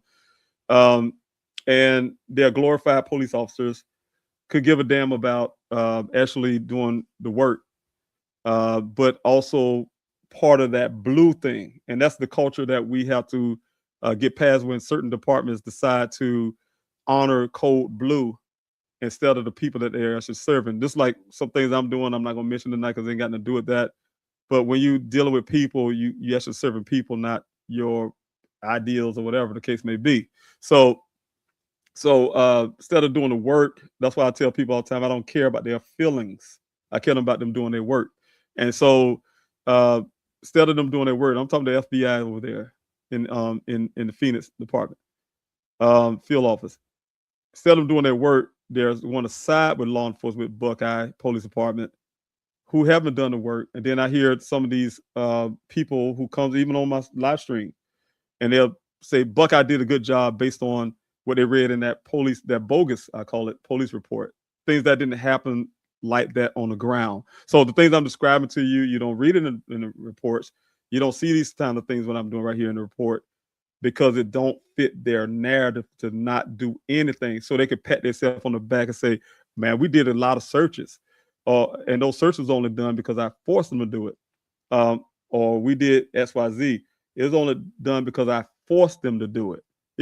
So, and then the things they have done was been minimal compared to things I have done in my son's case. So that's what I'm talking about is not good police work. So when people say that, it really angers me. It really irritates me because it took a lot. It took a lot of my life. It took a lot of me to be a father who should be grieving and never had a time to really grieve my own son's disappearance because I had to be so invested into keeping the story alive, doing what I'm doing right now tonight, investigating my own son's disappearance, spending money that I don't have as a retired military guy, asking you guys for donations and just to get things going, keep things going. So it irritates me. So that's what I'm saying. That's my sentiment. And I'm kind of going off the wall on that, but that's my sentiment. So to get back to this, really quick, Zodiac, that's what I'm saying. You're right. There's for that roof is a panel, and you have to use a special key for that. Keisha, thanks so much for that and moderating again. Yes, did you receive results from the items at 1,000 feet well? No, I have not. You guys will not see. The only thing you'll see about that report in the Buckeye Police Department report, again, if it don't fit their narrative or I would say cover up, then you're not going to hear about it. They were forced because I put the media on them. After I did this video, after you see this video right here that you're looking at tonight, I kept showing it. I went to the to some forensic departments at universities, even Arizona State University as well, who would look at it and they would say, yes, the FBI need to be in this because what you're going to see at the bottom as well, very well could have been a human skull, the top of the human skull, and so on and so on. And then I'm explaining to you from common sense. I sometimes I think about people would look at me as a father and say, well, the police would know how to read evidence. I would say, no, that's not necessarily true. What I'll say is I'm just as educated as they are. Whether they went to some detectives class or school or whatever they do in the police department, I have a thing called common sense. A lot of things is common sense, first of all. A lot of things is just what it is, what you see. And so what I'm saying, the argument I have on that is, if anytime when I'm just going to do something very simple, you're saying you're a detective and you're investigating a case, and your prime suspect is not the last person that's seen this person, you got a problem as being a detective, in my opinion. That story should be scrutinized, and this person still needs to be scrutinized. The phone records should have been pulled, the data from where they were located when they say this happened, and I mean all of that should have been done. They want to bring up the young lady. They should have had the camera footage to prove to say my son was actually did what they said. She said he did, or whatever case may be, and that's not police work, you know. And those are simple things, don't even cost money. Because if I can go ask somebody a question and just get a camera footage, how's that costing money for the department? That's called just doing your work. But yeah, to answer your question, no, they haven't done anything. When they went in this well site that you guys see right now, and the stuff I'm going to show you, when the Buckeye Police Department came out of this well, they was angry because I've had them go down in this well behind me. Instead of taking this footage I got right here, we already have, they went behind me, right? This is what they did. They said they was going to do it. And what they did is they went behind me. When I say behind me, they made sure they didn't alert me so I won't be in out there on that scene with them because they knew I was coming. They did this before when they did that Civil Air Patrol search too. They went out there on their own without alerting me, which they said they was going to do. And they went down in this well for the second time and they pulled whatever, all the stuff I'm going to show you out of there. But then when they showed you the public, and I'm going to show you the pictures one day, I'm going to bring that on my next live next week. What I said equated to pocket change. So all the stuff I'm going to show you, they're not going to have it on their video because it don't fit their narrative. What they're going to show you is on a little metal thing, whatever they had. You're going to see like a screw here and a little circle of metal bolt here. And they said, that's all we found in this well. Don't that sound like a cover up to you? So, and I have video footage right here of that well, of the stuff that was in that well. And I explained to using common sense how this person work your way from the bottom to the top is how all of this stuff that you see floating around right now looking different from that well, you haven't cleared up yet. How all of this came to be. Just use common sense. All right. And Barbara question, was it a core drill company? I think I answered this one, Waterwell. drilling company. Yes, Weber Waterworks Ken Company is a well drilling company. Also, they're a recovery company too. They can pull things in. They can put things in and pull things out. So I want to say that too. All right.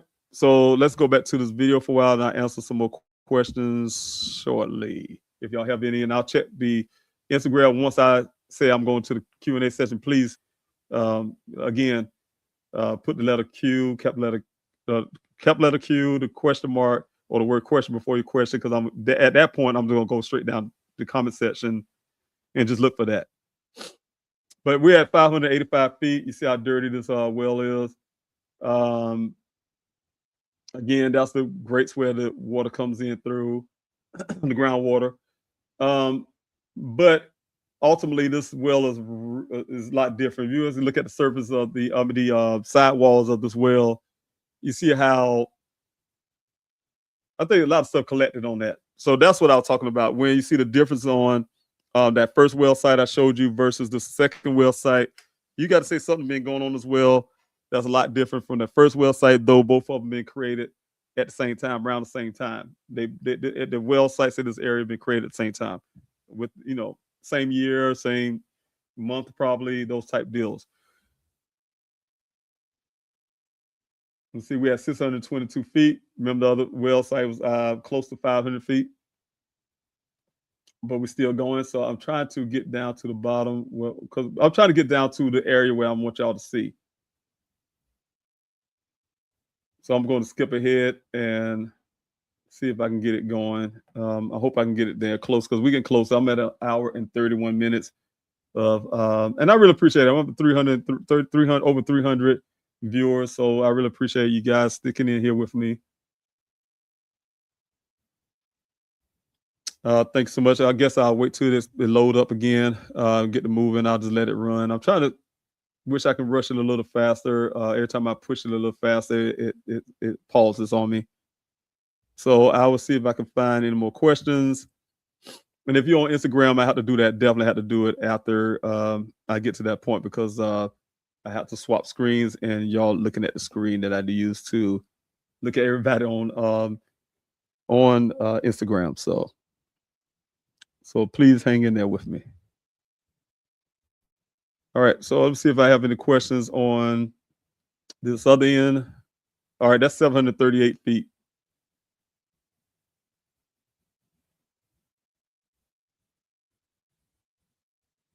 All right. Oh, I have one here. Yes, Cami, Downey, thanks so much for being here. The sock, you asked about the sock. And you say sock found, but no shoes. Yes, the shoes, to explain that again. When you saw that sock that I was speaking of, that sock was found between points, but nearer to the first well site. And the second sock was found on July 19th. Okay, I could put it in this way. July 19th, the vehicle showed up. July 19th and July 20th was when I was aware of the vehicle showing up. But what I got from the Buckeye Police Department on the 19th, the picture that you saw at that crime scene was the pictures that Buckeye took, or out of the rancher took. So I have a bunch of pictures. And on that scene, on that crime scene, was everything Daniel was wearing, from his underwear down to his sock. But I would just say sock, like plural. Singular, excuse me, singular. Sock. There's one sock, and not plural, because it is only one sock, right? And so the other sock is found some days after, when I hired a private investigator. I say, well, thinking like a week and a half, 2 weeks later. Hired a private investigator who ended up coming to searches. And when he came out to my searches out there, him and his team, I used to rent 8 UT, what's called quads for them, and they go out and do their thing, their own little thing, investigate it. And my investigator, looking around that well site area, doing whatever he does, found that sock, the other sock that should have been at that crime scene, if they so-called claim that Daniel took his clothes off and put it in that pile, right? And took his socks off too, I guess. That sock should have been with that other sock. But no, it was found at near the well site is what the way to explain that. So that's what I'm saying. That's the point I'm saying. Those two socks, no, it wasn't the shoes that was found at the anything that Daniel wears shoes wise, they say it was the boots. One boot was tucked up under the front end of the vehicle along with that panel I was talking about from the sunroof. And the other shoe was on the other side of the vehicle, closer to the wheels. So, I mean, other boot. Those boots. Those his working boots. They you know, that was found at the crime scene. So there was, but it wasn't with the other sock. The boots was with the crime scene. So that I hope I explained that correctly. All right. Let's see here.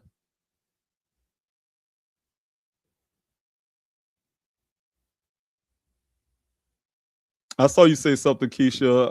I'm looking for questions. I'm trying to work my way with this, and I'm waiting to instead of keep pushing. I'm gonna see if I can wait till to get down there on his own because every time I try, the video pauses. Let me see here. I think I seen a question.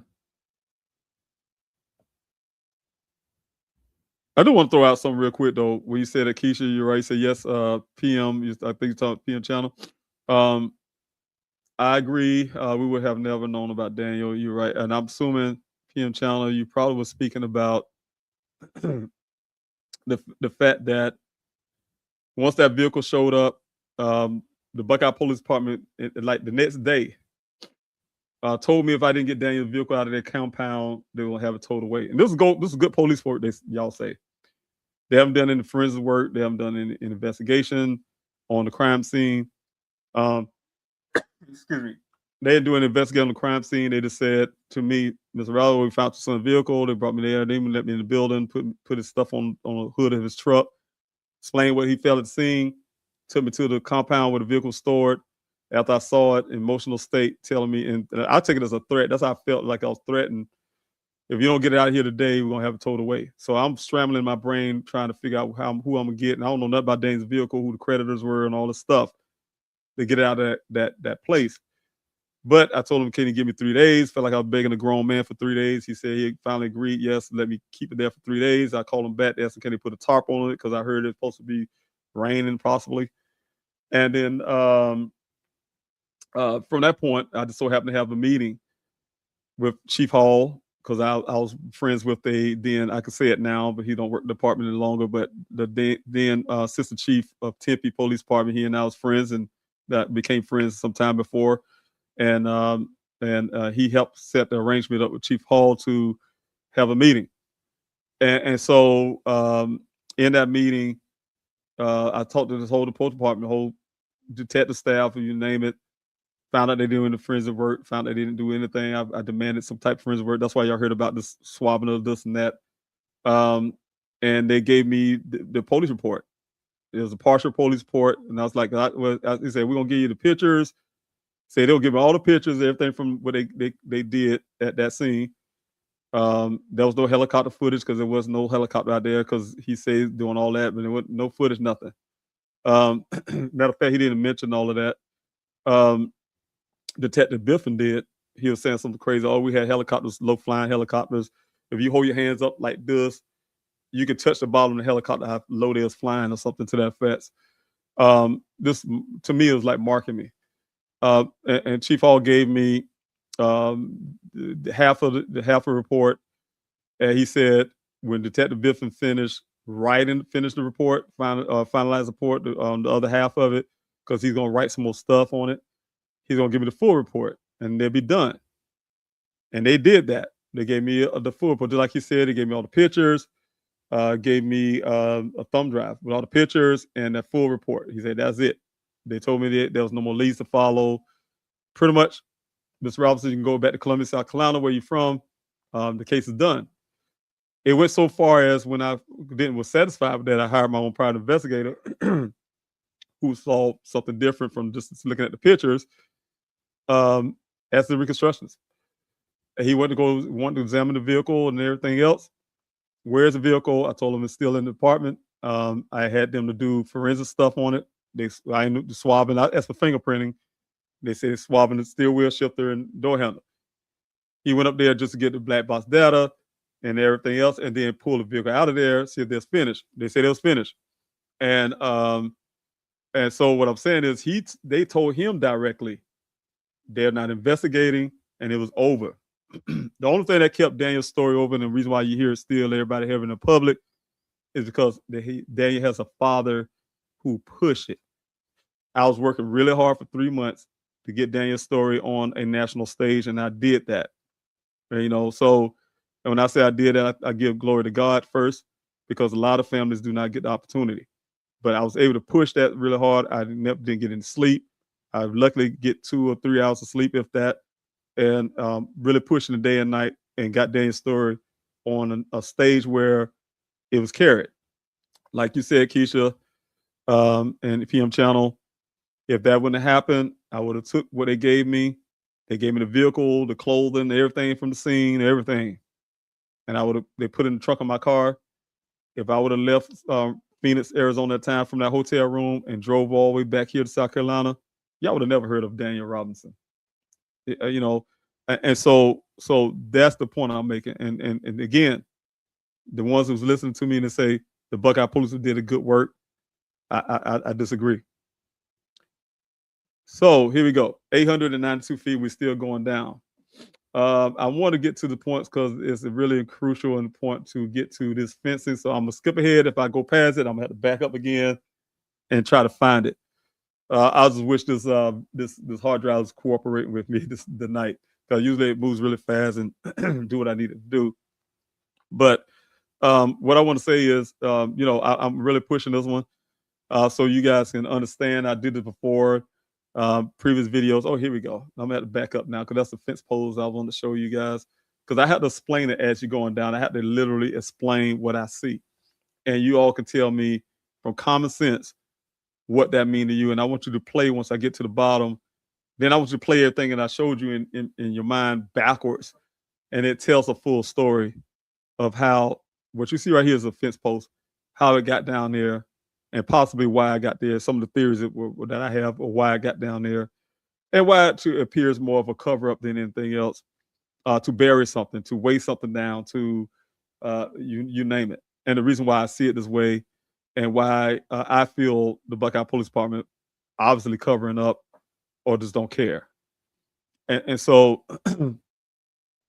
because, and also they haven't produced the fence posts. They haven't produced the poles. They haven't produced the stuff that I'm going to point out. But here we go. This is a fence post. You see this at the beginning of the point.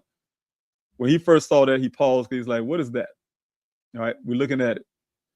This is a fence post. What it's going to eventually be is one of the fence posts I showed you with that if you're watching the first part of my live stream, when I was showing you the outside of this well, and it had the fence around it. And I said, well, section that fence was, the pole was pulled off and torn off, right? And then it was I showed you the dirt mound that's taller than we are, and I showed you one of the pipes that was missing, and the wood trussel, I would guess what you call it, whatever you call it, that was missing as well. I mean, you would never know it's missing, but then you know where the wood come from.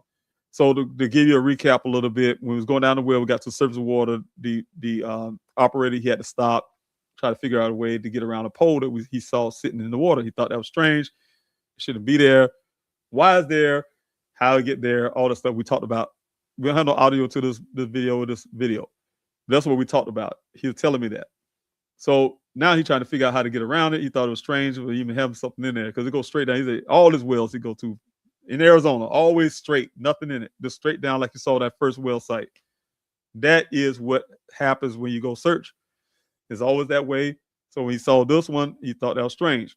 Made his way around it. We all saw that. We saw that there was a pole, a long pole, and there was a wood that stopped the pole from making it down to the bottom. But you could tell the intentions were to get that wood to go straight down the bottom, and also get that big long pole down the bottom, right? But that wood stopped it. Made his way around it. We're down to 942 feet. This is a real deep well. Yeah, I'm telling you guys.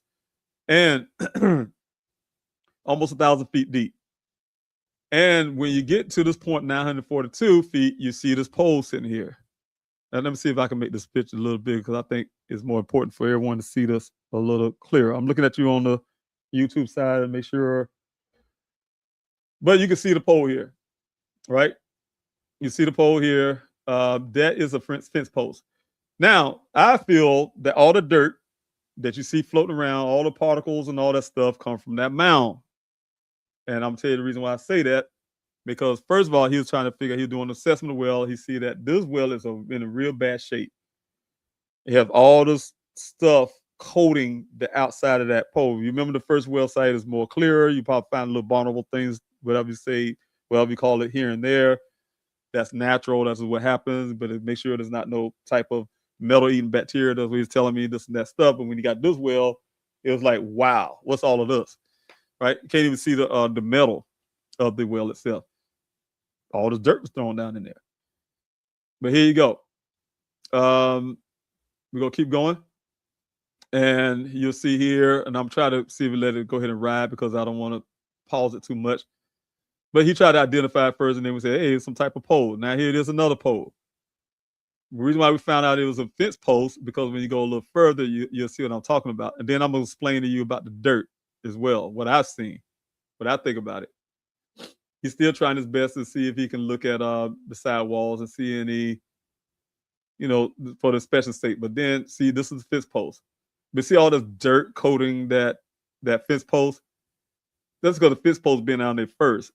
And then the fence post, if anybody have, and I'm just pause right here for a second, anybody have ever put up a metal fence or even a wooden fence? I've done it. Matter of fact, I do it around my property for, I had to come back home while I was in Arizona. I had to come back home because when the fence was falling, wooden fence, I had to rebuild a fence on one side. But what you do is the fence post, you have to have cement. First of all, you have to dig all the old cement out and pull that out, and you have to put this post down in the cement. Put the post down and put cement around it and let it harden, right? And then you cover it up with the earth, right? So that was pulled out as well, up on the ground level. If I show you some pictures later on, that was pulled out too. So we got the fence post with this big heavy cement block on the bottom of it, right?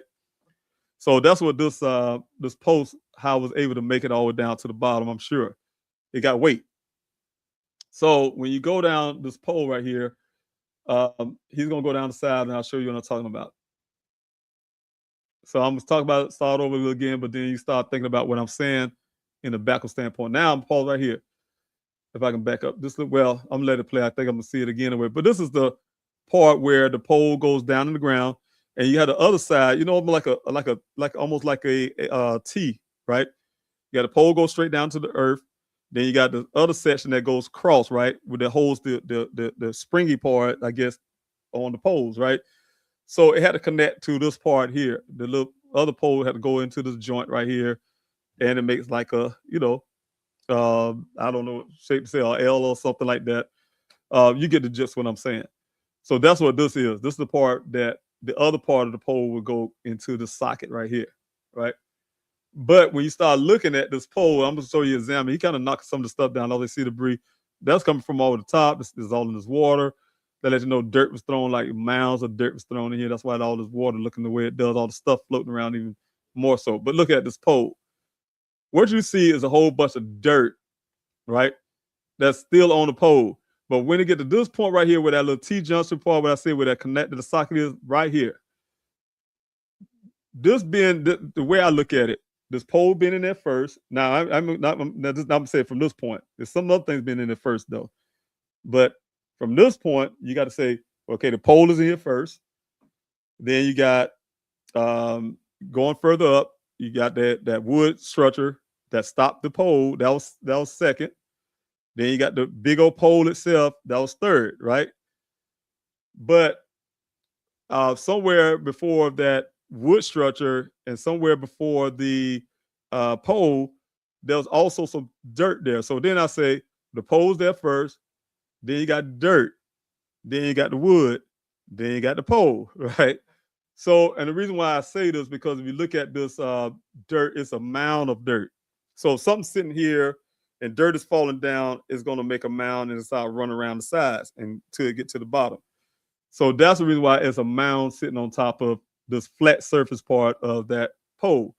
So it collected. It collected right here. This all just started collecting, and then it started rolling down the sides and made its way to the bottom, right? And so that's the way I look at it. But then he keep going down this pole itself to get to the bottom poles, because I was talking to him about that. I said, what that doing there? You know, poles got the little metal, have the little cement attached to it at the bottom. Because that's the opposite of the top part, where, like I said, where the pole, other side of the pole connects into. So we go straight on down, further down into this well. We're at 947 feet. Excuse me, everyone. I have a little congestion here. But 947 feet, 948 feet. We're going down a little further. And we will get to to the dirt pretty soon.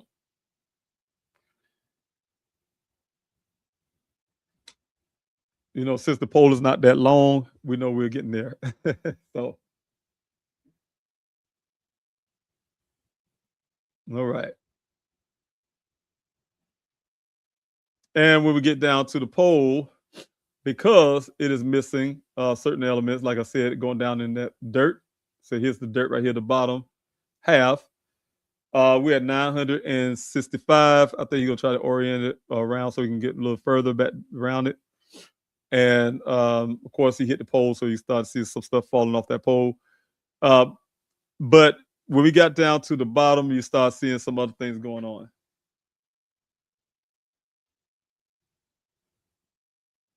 You're trying to wait till the settlement stuff, because, you know, we hit the pole, all that dirt that was pointing out on the side of the walls, all that stuff is starting to just get all over the place.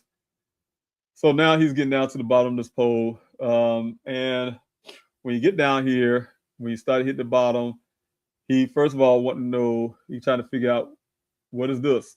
Something else was thrown down in there. So we still don't know what that is that's thrown in there, some type of other piping, right? Then we look at the pole that's going down in this area. And then he started trying to orient this. This is still the outside of the well itself, the circle of the well. Some pole down in there, something else is thrown in there that's leaning against the wall. You got a pole over here that's leaning against the wall. And we're trying to figure out what this is. And this gentleman, he just didn't never see anything like that in these wells. There's no reason for it. It don't have any functionality to the well itself. It has nothing to do with like I said, it don't have a purpose for it to be in the well. So he's trying to figure out why it was in there and what it was. And he figured that it probably was one of the equipment, but he was trying to identify it. Now, when the stuff starts settling down, when he actually kind of touching around the bottom, you start seeing something that started appearing at the end of this bottom of this, whatever this is. But you see how this kind of sticks out here. There's a mound of dirt sitting there that's kind of settling there too as well. But this is the bottom of it where the dirt area is. But you'll start looking when the lights, everything kind of settle. You start seeing a little brighter part of the video, like the light itself is actually illuminating something that actually more wider than anything else. And that's where we start having some of the issues of finding out what this was. And it appeared to us like, you know, the dirt was covering up something, and it was pretty much like the dirt is circling around the top of a skull or something at that point. So we'll get that. We'll get that in a moment. So while I'm waiting on that, let me see here if I can get. Okay, he has a starlight on right now.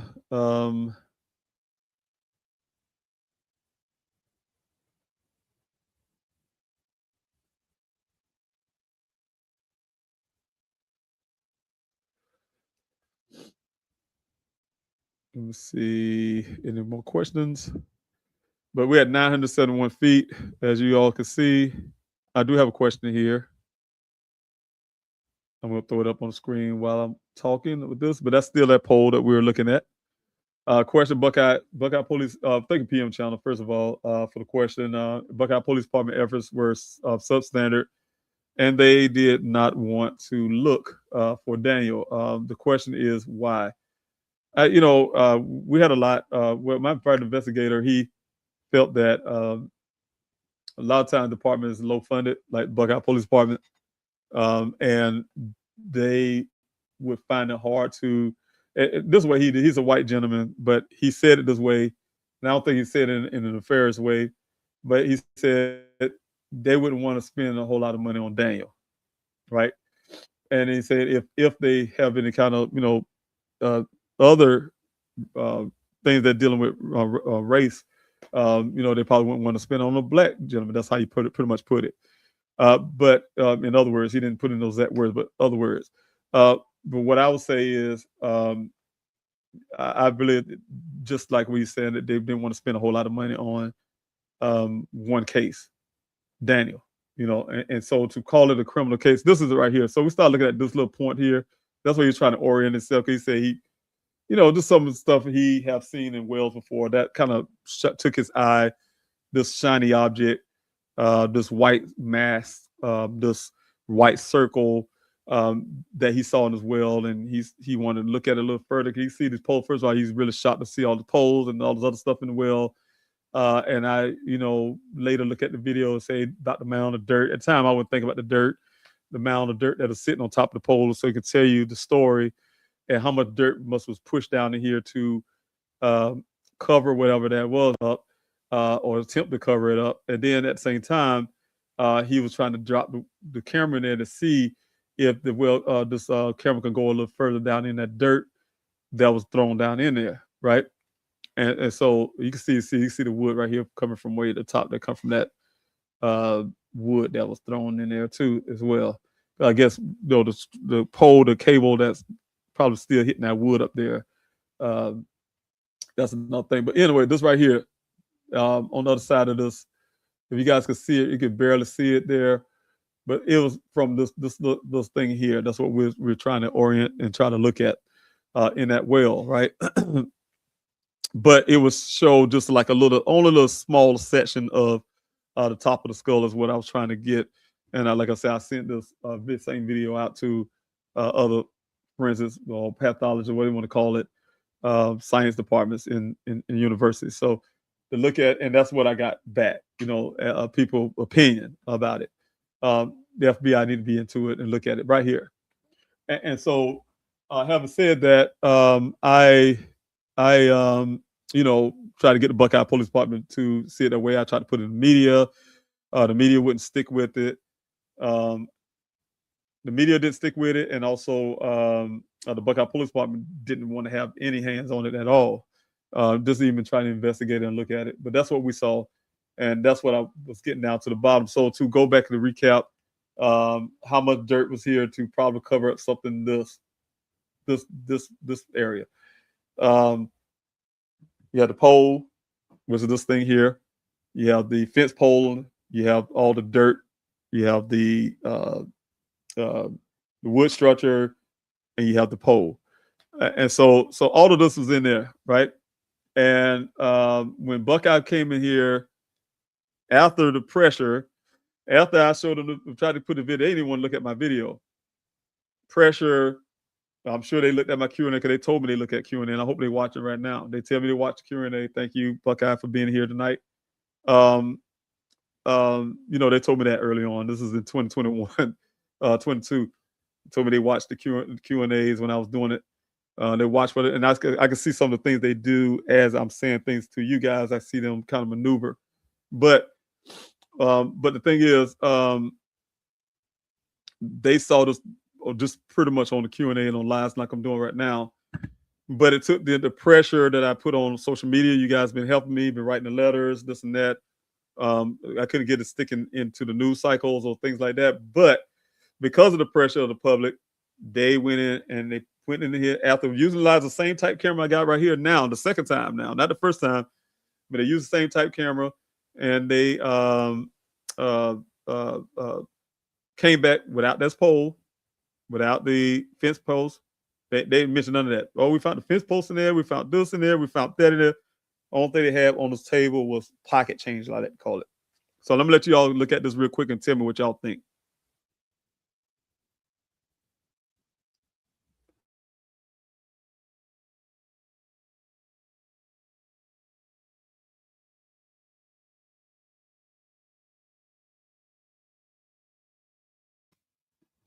Okay. Well, I think from the point we start pulling out of there, but that's pretty much what I wanted to show you all. And so now I'm going to go to the comment section and let's discuss um, some of the stuff that we seen and talk about tonight. So, oh, there we go.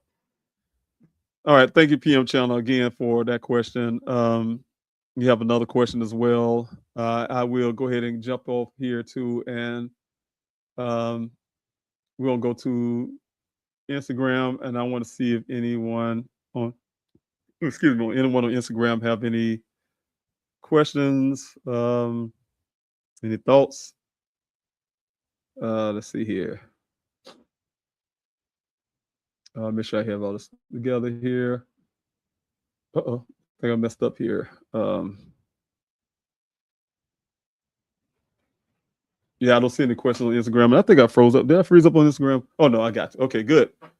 If you have any Instagram questions there, remember, everyone, just put the capital letter Q, question mark, the word question before your question, then I can answer those. But like I said, at this point, this one I'm doing a Q&A, and I'm going to specifically be looking for those things I asked. Like I said, like PM Channel have here, she had the word question before a question.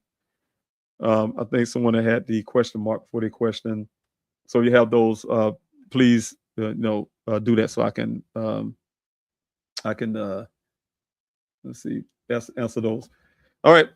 Question here is all the airbags deployed. That only happens if someone is in the passenger seat. Buckeye Police Department didn't think it was odd. They don't think anything was odd.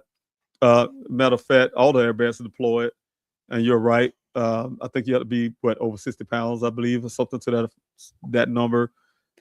Even for dogs, airbag can kill a dog. So you don't want your child sitting in the front seat and they're not heavy enough. And well, if they didn't have that safety feature, I would say, and your child sitting in the front seat and the airbag go off and kill your child, that wouldn't be great. So yeah, they had that for a person who's over a certain amount of weight to have the airbags deployed, and all the airbags deployed. The second part of that, they can have arguments. Oh, the vehicle flipped and all that. That vehicle, you see, it was no roof damage. The vehicle didn't flip and roll over. It wasn't like my investigator said. It was a partial roll, meaning it only landed on the passenger side. And that's not what even caused the airbags to deploy. What caused the airbag deploy is the front end, right front end side, where the airbag got deployed. What's called solenoid or whatever called thing that made the airbag deployed, and also some other things. But anyway, to say about airbags deployment, I tried to get them to do forensics. When they did the forensics that I forced them to do, like I said, I didn't know at the time. Being a novice, I asked for fingerprinting. I said I want to, and then it's crazy. Sergeant Detective Hanneman, I think his name was. He said, "Been smart." I mean, these guys, a whole room of, and I'm going to say it this way: whole room of white guys with guns. Right? I'm a black guy, black male. Had a black gentleman from the. I didn't really know Lauren at the time, but he was with the NAACP just to come in there just to listen. I could tell him and Chief Hall they had words because those two didn't like each other. I could kind of tell that from the energy, but definitely he had been there to observe and listen. And what I'm saying is with them, the way they was talking to me was really like I'm a dummy or something. Like you could say anything to me, and it was very disrespectful. I can't. And the reason why I brought up that issue about that room is when I first went to the Buckeye Police Department, and here I am coming in asking about my son. I got yelled at. What you doing here? What you want with it's some guy was at the front desk. So what I'm saying is the atmosphere there wasn't really good for me, and so remembering that, sitting in that room with these guys, all these guns, and they saying things to me that to me I can take as being disrespectful. I'm sincerely as a father sitting in there trying to understand what happened to my son, and one of the questions I asked was, how you know my son was driving this vehicle, right? How do you really know that? And the answer from Sergeant Detective Hanneman at the time says, well, it's his vehicle. Of course he was driving it. Like, what detective would actually answer a question like that? What the question, when I ask the question, I'm looking for them to have answers that say, hey, look, we test the chair for DNA of someone else, and we compared it to something. We have footage saying that he was driving the vehicle himself. I mean, there's some kind of evidence, something to say, and that's what I was asking. What evidence you have that he was driving this vehicle at the time when this thing happened, right? And the answer was, again, it's his vehicle. Of course, he was driving it. You know, disrespectfully the way he was saying it. I mean, I can't do it the way he did, but it was disrespectful. And then that's when I got angry. And I said, you know what? I demand y'all, because I asked them. And I tell you guys, I'm going to let y'all listen to me recording myself talking to law enforcement, the Buckeye Police Department, when I talked to Detective Biffin, and he explained to me why he saw no need to do any forensics or any kind of investigation at the scene of that crime scene when that vehicle was on that ground. And they dragged that vehicle out of that crime scene in such a rough manner, they busted the tires, right? And so what I'm saying is it was no care taken, no concern taken, no nothing taken. So I was angry. But the answers, not just that answer, there was so much other things they said to me that I said I demanded some, because one of the things that was angering me because Chief Hall at times kept saying plurals. All these pictures, we take the picture, but they gave me one picture. Detective Biff, when he met me that day after that vehicle found, put one picture on the hood of his vehicle and two maps, you know. And he said he claimed he had all these pictures. He knew I was investigating. So make a long story, I was mad for a lot of little reasons that day. And I asked for those fingerprinting. I demanded it. And I want you show me my son was driving that vehicle, right? And so they did it. They said he was going to do it. And so I left the vehicle there for a few more days. Because remember, I told you they threatened me to get it out of there within that day. But then I convinced the business to hold it for 3 days so I can find out where to take it. I'm not from Arizona. And so, make a long story, it was just a mess. But to answer that question again, if somebody was driving it, they would have. Again, when they say we have no more leads in the case, oh, we did all we can do, they haven't. So I challenge anyone who look at me in my eyes as a father, and if it was their child, and if it was Chief Hall's child, it was one of them sorry behind FBI agents over there in the field office in Phoenix child, I guarantee you wouldn't roll the way they are rolling with me. And the questions I'm asking this person, anybody listening to me right now, to say that they did a good job, you look me in my eye and tell me some of the things that they haven't done to this day was a good job. And so they haven't done a good job. They haven't done their job. I did their job. And I did a job in the form of pushing them with the media coverage. Like I told you, you never heard of Daniel's story if I haven't been pushing the way I have, fighting for my son, conducting these searches for over 50 weeks.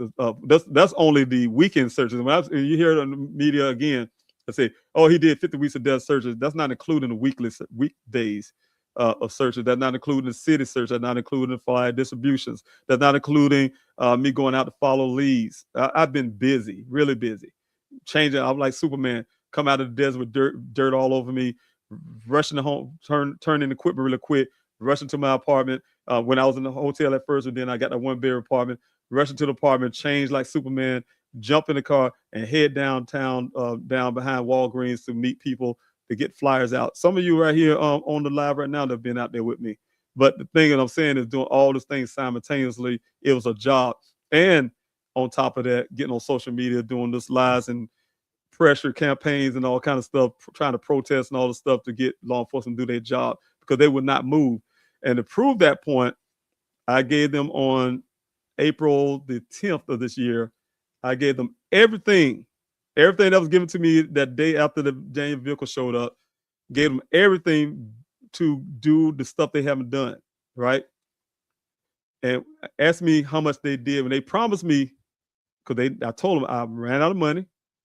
That's why I was there, and you guys helped me get there back to Arizona. And I said I have to do that this week. They said, "Oh, we'll do it later." I said, "No, everything had to be done now."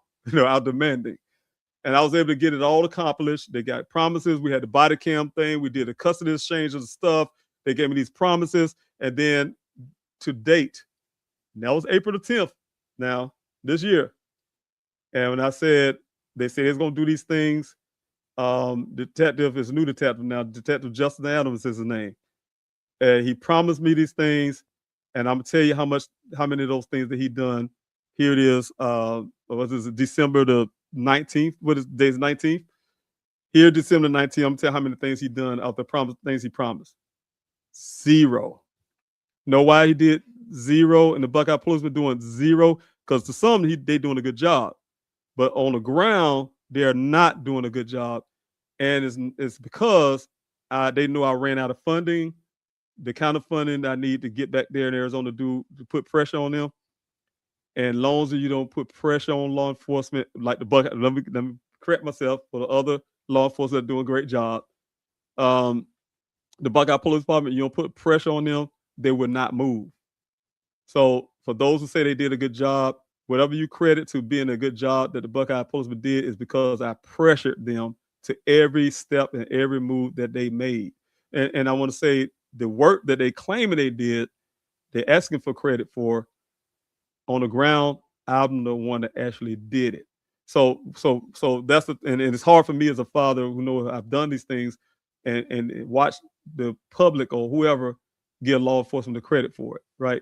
And it hurts. I'll give you a prime example again. I know I'm going off on this one question, but I remember, and I said this before, when we found human remains. And when we start finding human remains, it always be devastating to me as a father every time. It was hard. Especially when we start collecting and finding how many it was. If it's 2 vertebrates, that's 2 people. If it's 4 femurs, it's 2 people, right? If it's I'm using an example, but we start collecting these bones in a sense, these things. We wasn't the one calling in human remains, and I'm telling you something. There's a lot of animal remains out too. We find more animal remains than anything. Animals eat animals out in the desert. This is what it is, and cattle too. They die, and so um, we wasn't calling them human remains. The Buckeye Police Department was calling them human remains. All I know, we was finding them. Part of my searches, my rules were don't touch nothing, just take a picture, upload it to my website, Please Help Find Daniel. I had a set where the copy of that picture you send, the coordinates and all that, goes straight to Buckeye Police Department. It comes straight to me. Then when I got a private investigator, it came straight to me, came to Buckeye Police Department, and the copy goes to my private investigator, all simultaneously on real time. And then once we find it and send it up to Buckeye Police Department with then Detective Biffin calls me personally and say, those are human remains, and we mark them, right? So we got all up to almost 6 or 7 human remains. People, right? Because again, you count them by the bones, because so we don't know if they all belong to the same person and all that kind of stuff. But if you claim, you count them by whatever you find. And those numbers came up to 6 or 7 human remains out there in that desert. But then, just like Buckeye do, to all the Buckeye Police Department did a good job. They got caught. Then Police Chief Hall was suspended, and the assistant chief at the time quit because they got in trouble for falsifying documents. That department, that's what they do. They have a history of that, and he should have never been working with the police department ever again. But they kept him, and he did some other stuff. Had some issues with some financial stuff, doing business outside of law enforcement. He's supposed to do as a chief, and so they have a lot of corruption going on, right? The same department, same corrupt department, came out to you guys and say, "Oh, they only found 2 human remains because they want the crime statistics to look bad because they're building that big old nice beautiful project out there, how his corporation, the smart city, and it's bringing in millions of dollars, a billion-dollar type thing going on, and something like that. You finding human remains out in the area where they're developing will make that cost of that go down. I'm sure it'd be a bad move for a business move and all this kind of stuff. So what I'm saying is, what you read in the police report, what you hear from the Buckeye Police Department, is not necessarily the truth. That's all I have to say. And that's based on what's happening on the ground and what's happening in reality, and the reason why I be so angry all the time. So again, let me see here. Cammy have a question. Nobody have a question on Instagram. I don't see that. Oh, great. I'm all up to 446 people. So I got up another 100. I really appreciate you all supporting. Um, uh, Mr. Robinson, can you find an expert to compare the known width of the whale bottom with the approximate circumference of the round object to see if it's proper size for a skull? And we did that. We have now. I can't say all fairness. We have a few people who was questioning that when I say the forensic department that I was sending stuff to. Same kind of question that you asked. Just trying to be a real comparison to say if that could, from the way it looked, could that actually fit? Just even if the dirt came to the surface, if the rest of the skull is down in the dirt, and it is showing that peak part of the skull, how you can determine if that's that, like I said, the circumference of that area would make sense, right? That is actually a skull, and then the well itself. But I can tell you, Kimmy, I wish I would have measured it myself, but I promise you, when we open it up, if I wanted to jump down in that well, it's enough to clear my shoulders. I'll just say it like that. And I'm 5'9", and so I don't know the width of my shoulders, but I'll tell you, you'll be able to clear your shoulders. So I can't tell you that part. Let me see here, and I think that's all we have. I don't see any more questions, so I can go ahead and end this live stream. And let's see. Thank you, Louise. Lucia, I agree with you on that.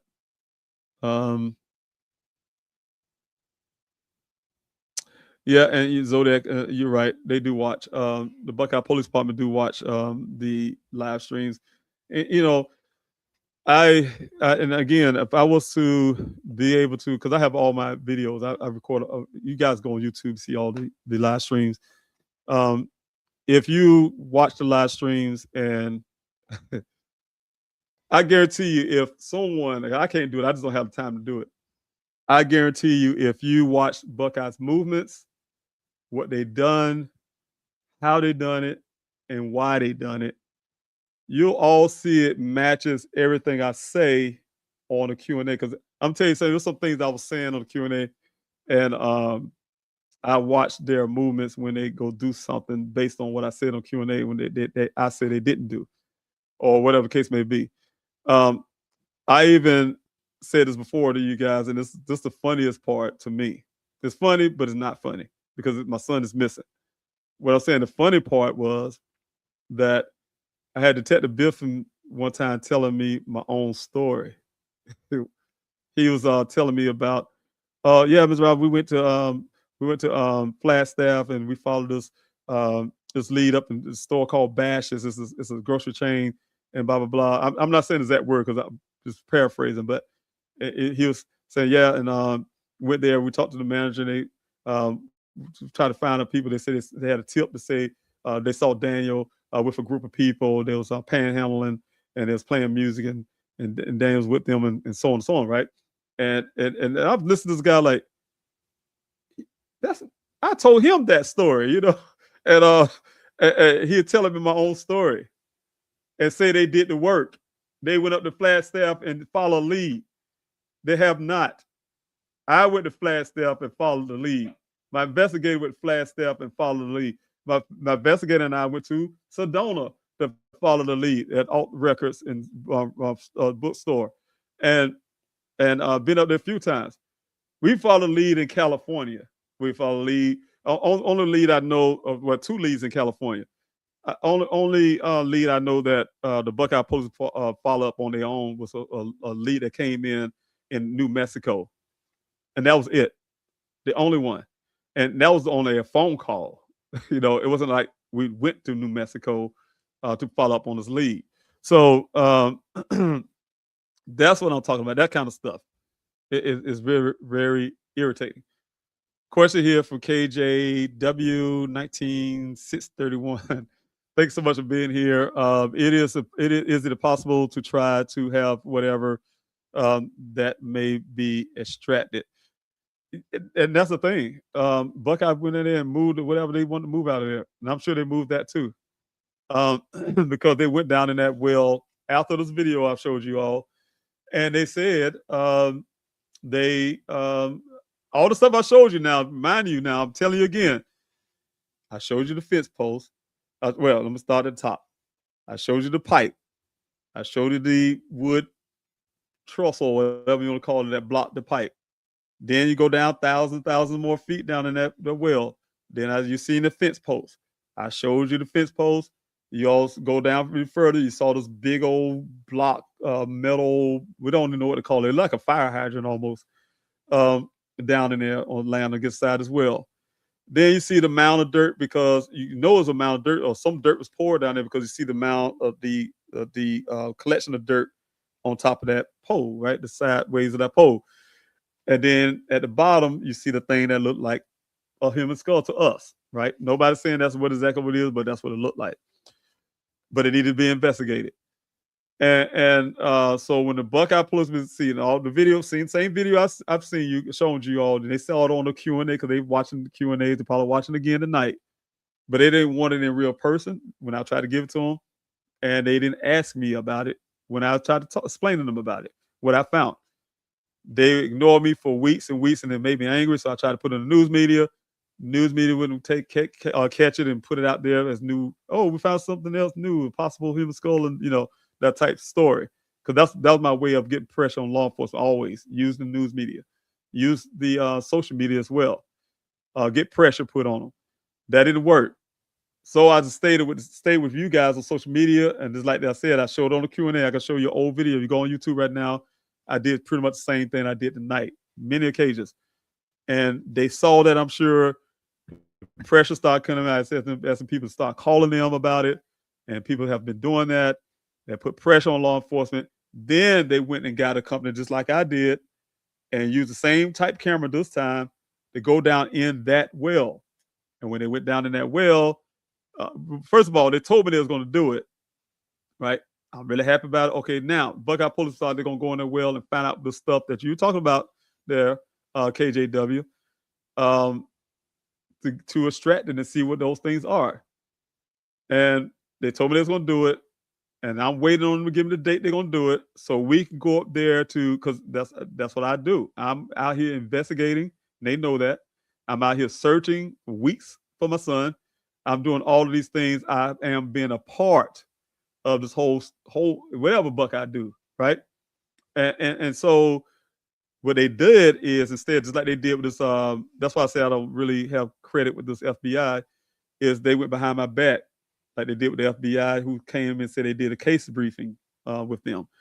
Went behind my back and went on a date secretly and went in there, and whatever they went in there to get, they pull it out of there.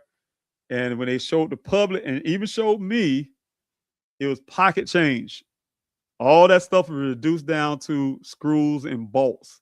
They said, well, there's nothing in the well. We found nothing. Zero. Nothing in the well now. All the stuff y'all just saw, they said they found zero in that well except for these bolts and screws and nuts. There were no humans in there. There was no fence post in there. There was no wood structure. It was just these little bolts and nuts, and that is good police work. So again, that's the answer to that question. And let's see. I think that's it.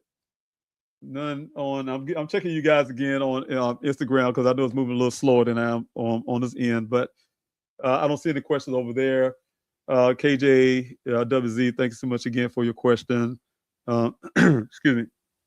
I appreciate it. Excuse me, everybody. I've been having a little congestion starting for some reason. So apologize for all of that. But again, I hope you all have a wonderful night. I think I'm going to go ahead and end it here. I don't see any more questions. But I want to say again, I just wanted to come on again like I did last week. And like I told you, I told I was going to go through this well site again. Next week, I think I may have more. I'm trying not to put too much out because I'm still investigating. Believe it or not, you guys, I'm doing some stuff. I have, I just have a lot going on. I want to go back, and I did. This wasn't a question, but it was a comment that I read, and I feel like it's probably something I need to address. And I think it was a person asking. I'm trying to find if I can. I'm sorry if I, but you didn't put in the formal question, and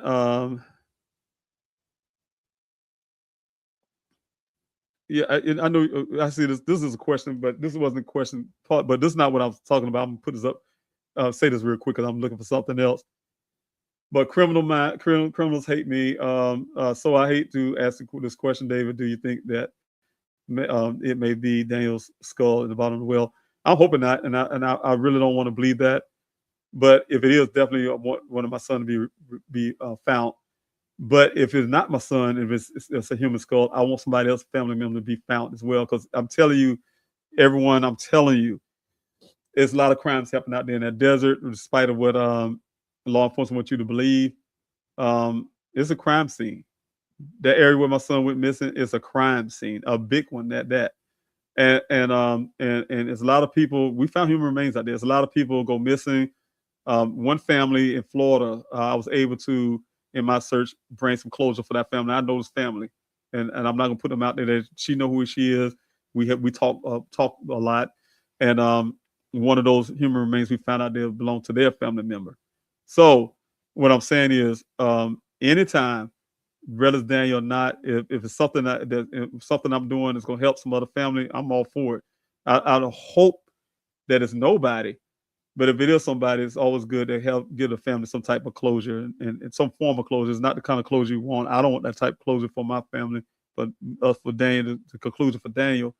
But at the same time, we all need some type of closure, some form of closure to understand. Because as long as you have a missing loved one, it's always uh, uh, one of those things that just bother you.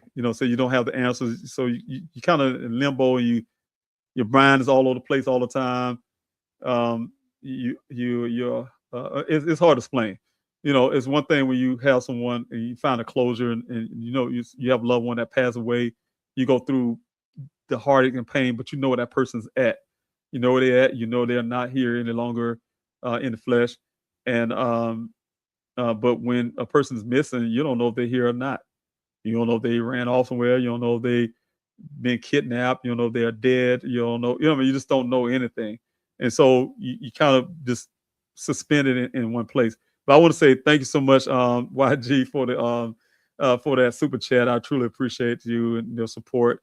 That's really helpful, and I really appreciate you. God bless you for that. For that gesture of love. I truly appreciate you. So thank you so much. And let's see here. I'm about to find this one question. I want everybody to see the question because I want to answer it and tell you that's the reason why I'm answering the question. I saw it. So it wasn't in the. Okay, I have a question that I think I didn't answer here. But it was a question about my politics, and I wanted to put it up so you all can see why I answered the question. But I never want to make, and it's a slippery slope, and it's kind of hard for me to separate the two in some aspects because the person asked me about politics, and I wish I could put it up. The only reason why I started running in the first place was because my son went missing, and the only reason I started running for the first place too is because I want to help as many missing Americans families as I can. It's also my run for Congress is also part of this what I'm doing right now. I mean, it's not. I can't. It's hard for me to find separation between the two.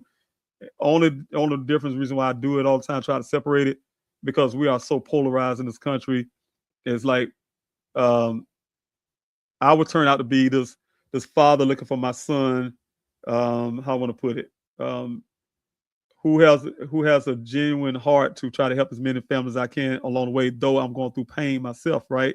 And I see it with the Petito family. They're doing it with the Petito Foundation. I've seen it with the Mrs. Struggle. I have a friend of mine named Katrina. She's doing it. She have family members missing, her sisters especially, and she's doing it. I just know people turn your pain into some work, right?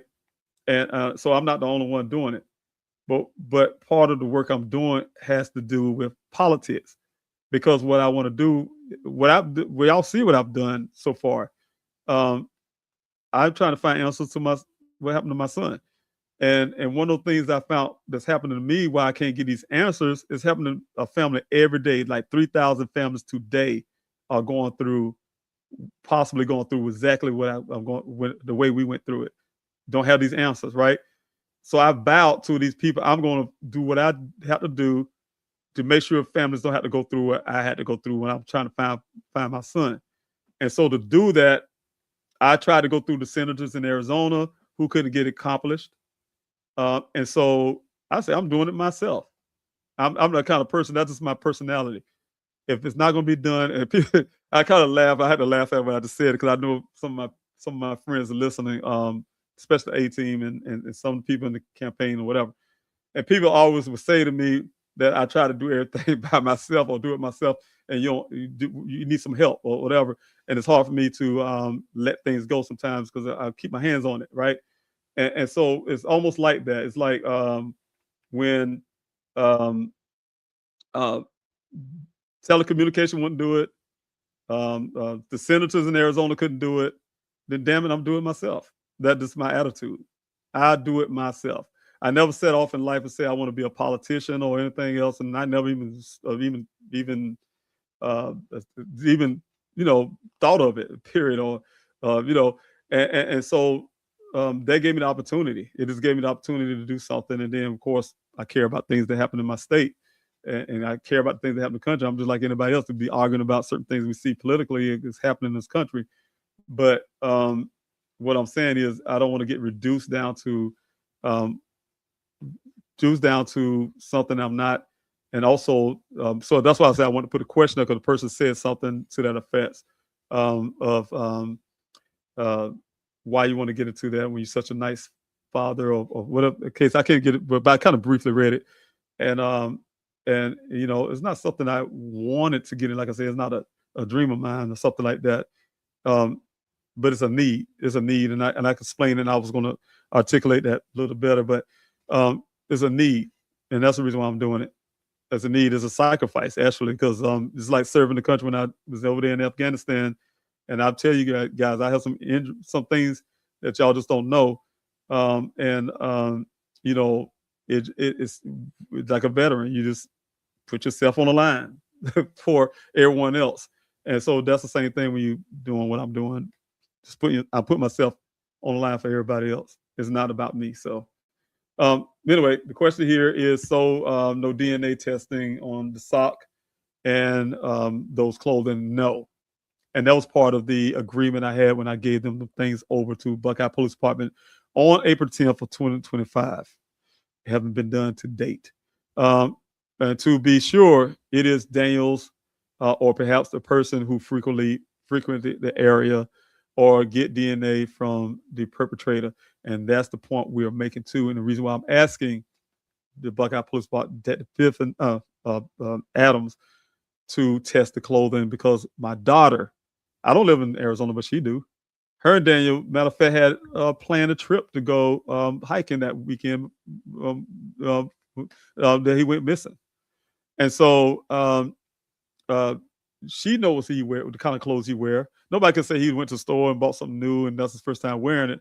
But nobody identified the clothes that Buckeye's forcing down our family's throat and saying that is his clothes in a pile with his wallet in it, and that's his clothes. But we look at clothes like that don't look like Daniel's clothes, And no, that's your son's clothes, and you're gonna like it. If you don't like it or not, that is your son's clothes. That's how we taking it. Well, prove it is my son's clothes. Let's get some DNA testing and see if my son was wearing these clothes, right? And to date they won't do it. Also, saying when you said about that, the clothes, did they test it? We want to see if there's blood. This is what Detective Evans told me when I asked him an update on do they do these things yet. He says, "Oh yeah, I sprayed some chemicals on the clothing. It's like luminous or whatever they call the thing, but it don't destroy DNA or something to that effect. And I said, okay, because we was checking to see if any blood on it, on the clothing or something. I'm asking you to say if this Daniel's clothing. Let's did it doing DNA stuff that you were speaking about just now. They're not doing that. Then I turned around and asked them, I said, well, okay, in 2021, y'all say y'all did the swabbing. Remember I told you Detective Biffin, and I was on that meeting, and I was fussing. I asked y'all to do that forensics work, and y'all turn around and say y'all swabbed the steel wheel, the shifter, and the door handle. Where's the results of that? What y'all got? Oh, what he said, well, we were working on that. I was like, but Detective Biffin back then asked me for a razor. Even Detective Adams, when I was there, asked me for when I went to Daniel's storage unit. Y'all know that sad story I had in April when I did everything that week, when I had to dismantle my son's storage unit and get rid of his things. That was the hardest thing for me to do in a long time, and probably one of the hardest things in my life. And he said, while you're going through that stuff, if you find an old razor shaver, we can use that to see to use this for this comparison or whatever they want to do. And I tried to give him I found a shaver Daniel probably used. I'm not even know if it's his, but it's in his stuff. Try to give it to him, he wouldn't take it then. I'm like, well, why you ask for it? So when I asked him update or what y'all do to say, he said, oh yeah, we I think he said something like they was testing in the stuff from they swabbing. Then I said, well, what you compared it to? Then he got tripped up and he started bouncing it on some woman that works in another department. I'm saying it's games to me. They play these games. They're not doing the work. They'll put it in the police report. They did XYZ, and y'all believe them, and y'all say they're doing a good job. And so to date, as it stands since 2021, and this is 2025, there has not been any comparisons done on that swabbing they claim they did. And I don't really believe they did that. That's what they say. And there's not been anything done on that. There hasn't been any other than word. I sprayed some stuff on the clothing. There hasn't been no testing of the airbags to see somebody's DNA on the airbags. The airbags, when they hit somebody, they take off DNA. No comparison. I think I even hear him. I think they're waiting for DNA to degrade or something, because I think he said something to that effect about length of time of DNA degrading.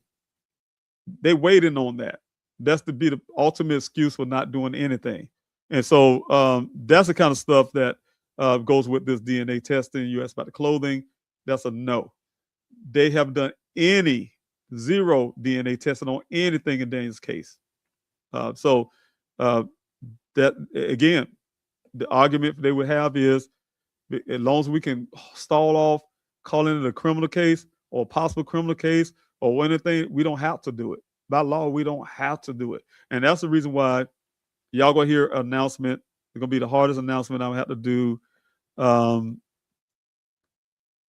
I do have some more questions. Thank you so much, everyone. It'll be the hardest announcement I have to do to everyone, and so you guys will hear it probably on June the 23rd of 2026. And also, well, I won't put that out until we get it developed, but I can say this, we may have an event coming up this March in Tempe, Arizona, and also in Buckeye, Arizona. So look out for that too. And to aid that, I'm asking y'all up front right now, please, I'll be asking for donation. I have donation for a lot of stuff. I do a lot of stuff, and I ask donations for a lot of things, even for my personal self, the damage that I had to do from everything I'm doing right now. But I ask for a lot of donations because I need them. I don't ask them because it's prideful for me. It's been hard, but I think sometimes God put it in my life that it gave me to a point where I have to do these things. But even for campaign, you have to ask. You always ask for donations for everything. Everything's all about donations, like. But yeah, I'm trying to put an event together, so y'all hear about that pretty soon too. And I really need help with that as well. And that's not for just Daniel; it'll be for other families that will be part of this. It's really, really nice. Buckeye Police Department efforts were substandard, and they did not want to look for Daniel. The questions, well, okay, I think I had that question already. Let's see. I think we got the airbag deployment 1 p.m. channel. Yes. So I think that was it. I don't see any more. I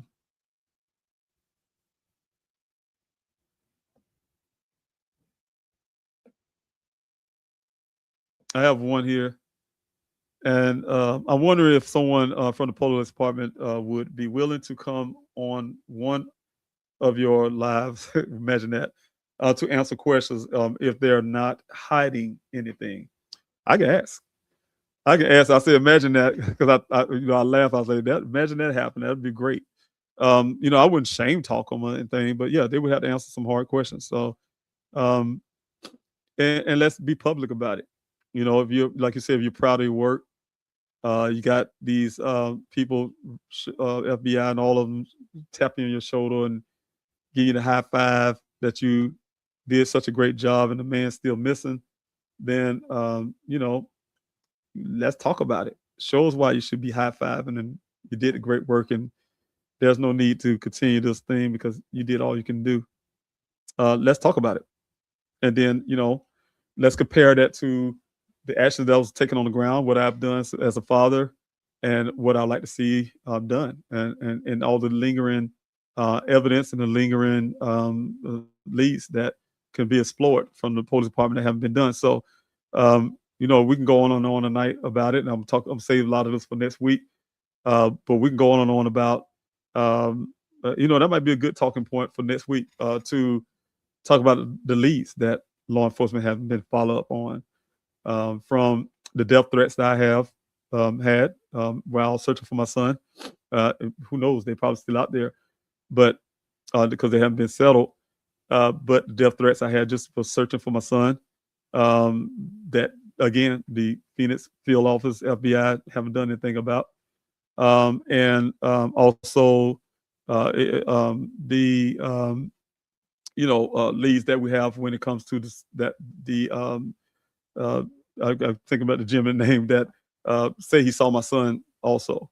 I'm trying to think of it, it's skipping my mind right now, but and a few others. He's not the only one, but some other instances where we have these leads that people come and say, Buck, I just wouldn't even take up on these leads for whatever reason.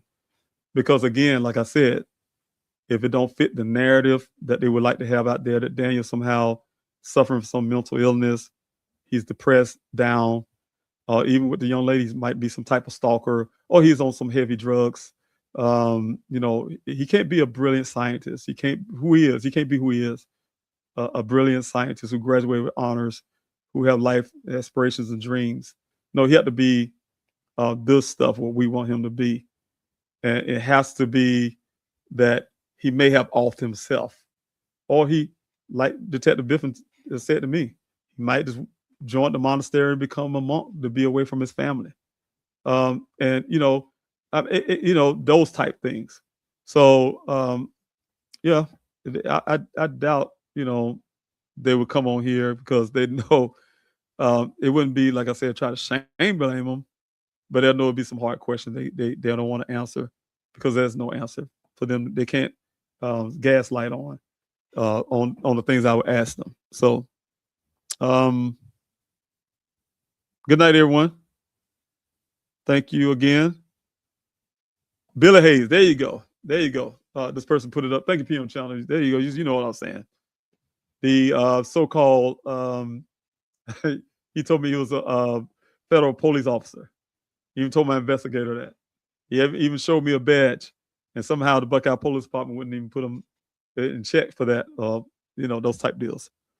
I can tell you, and I can tell you guys what they said to me on the next live concerning Billy Hayes. Have a good evening, everyone. Thanks so much, Keisha. I really appreciate it for saying that for me. I truly appreciate that. And you're right, why would Billy lie? But thank you, Keisha. I really appreciate it. I need to jump off. Y'all have a good night, and we'll please come back again this Friday. That's 8:30 p.m. Eastern Time, 5:30 p.m. if you're out there in California, 6:30 p.m. if you're in Arizona. That's Mountain Time, then Pacific Time, and then Eastern Time. So, all right, take care of yourselves, and again, make sure you put family first. Enjoy this holidays with your family because I'm not coming. Oh yeah, matter of fact, I won't be back on here next week. I won't see y'all till next year. Next year, I will have the you'll see the me saying, "Hey, I'm gonna have a live stream Friday." So all the Fridays until after the new year, I won't be doing any live streams. So even from anything I'm doing, so I'm just taking some time off with that for the rest of the year, and I'll see everybody on the other side the next year. And so y'all have a good holiday season. Love your family, hug them, tell them every day you love them, even when you're angry. Just say I love you and I ain't talking to you, whatever you got to do.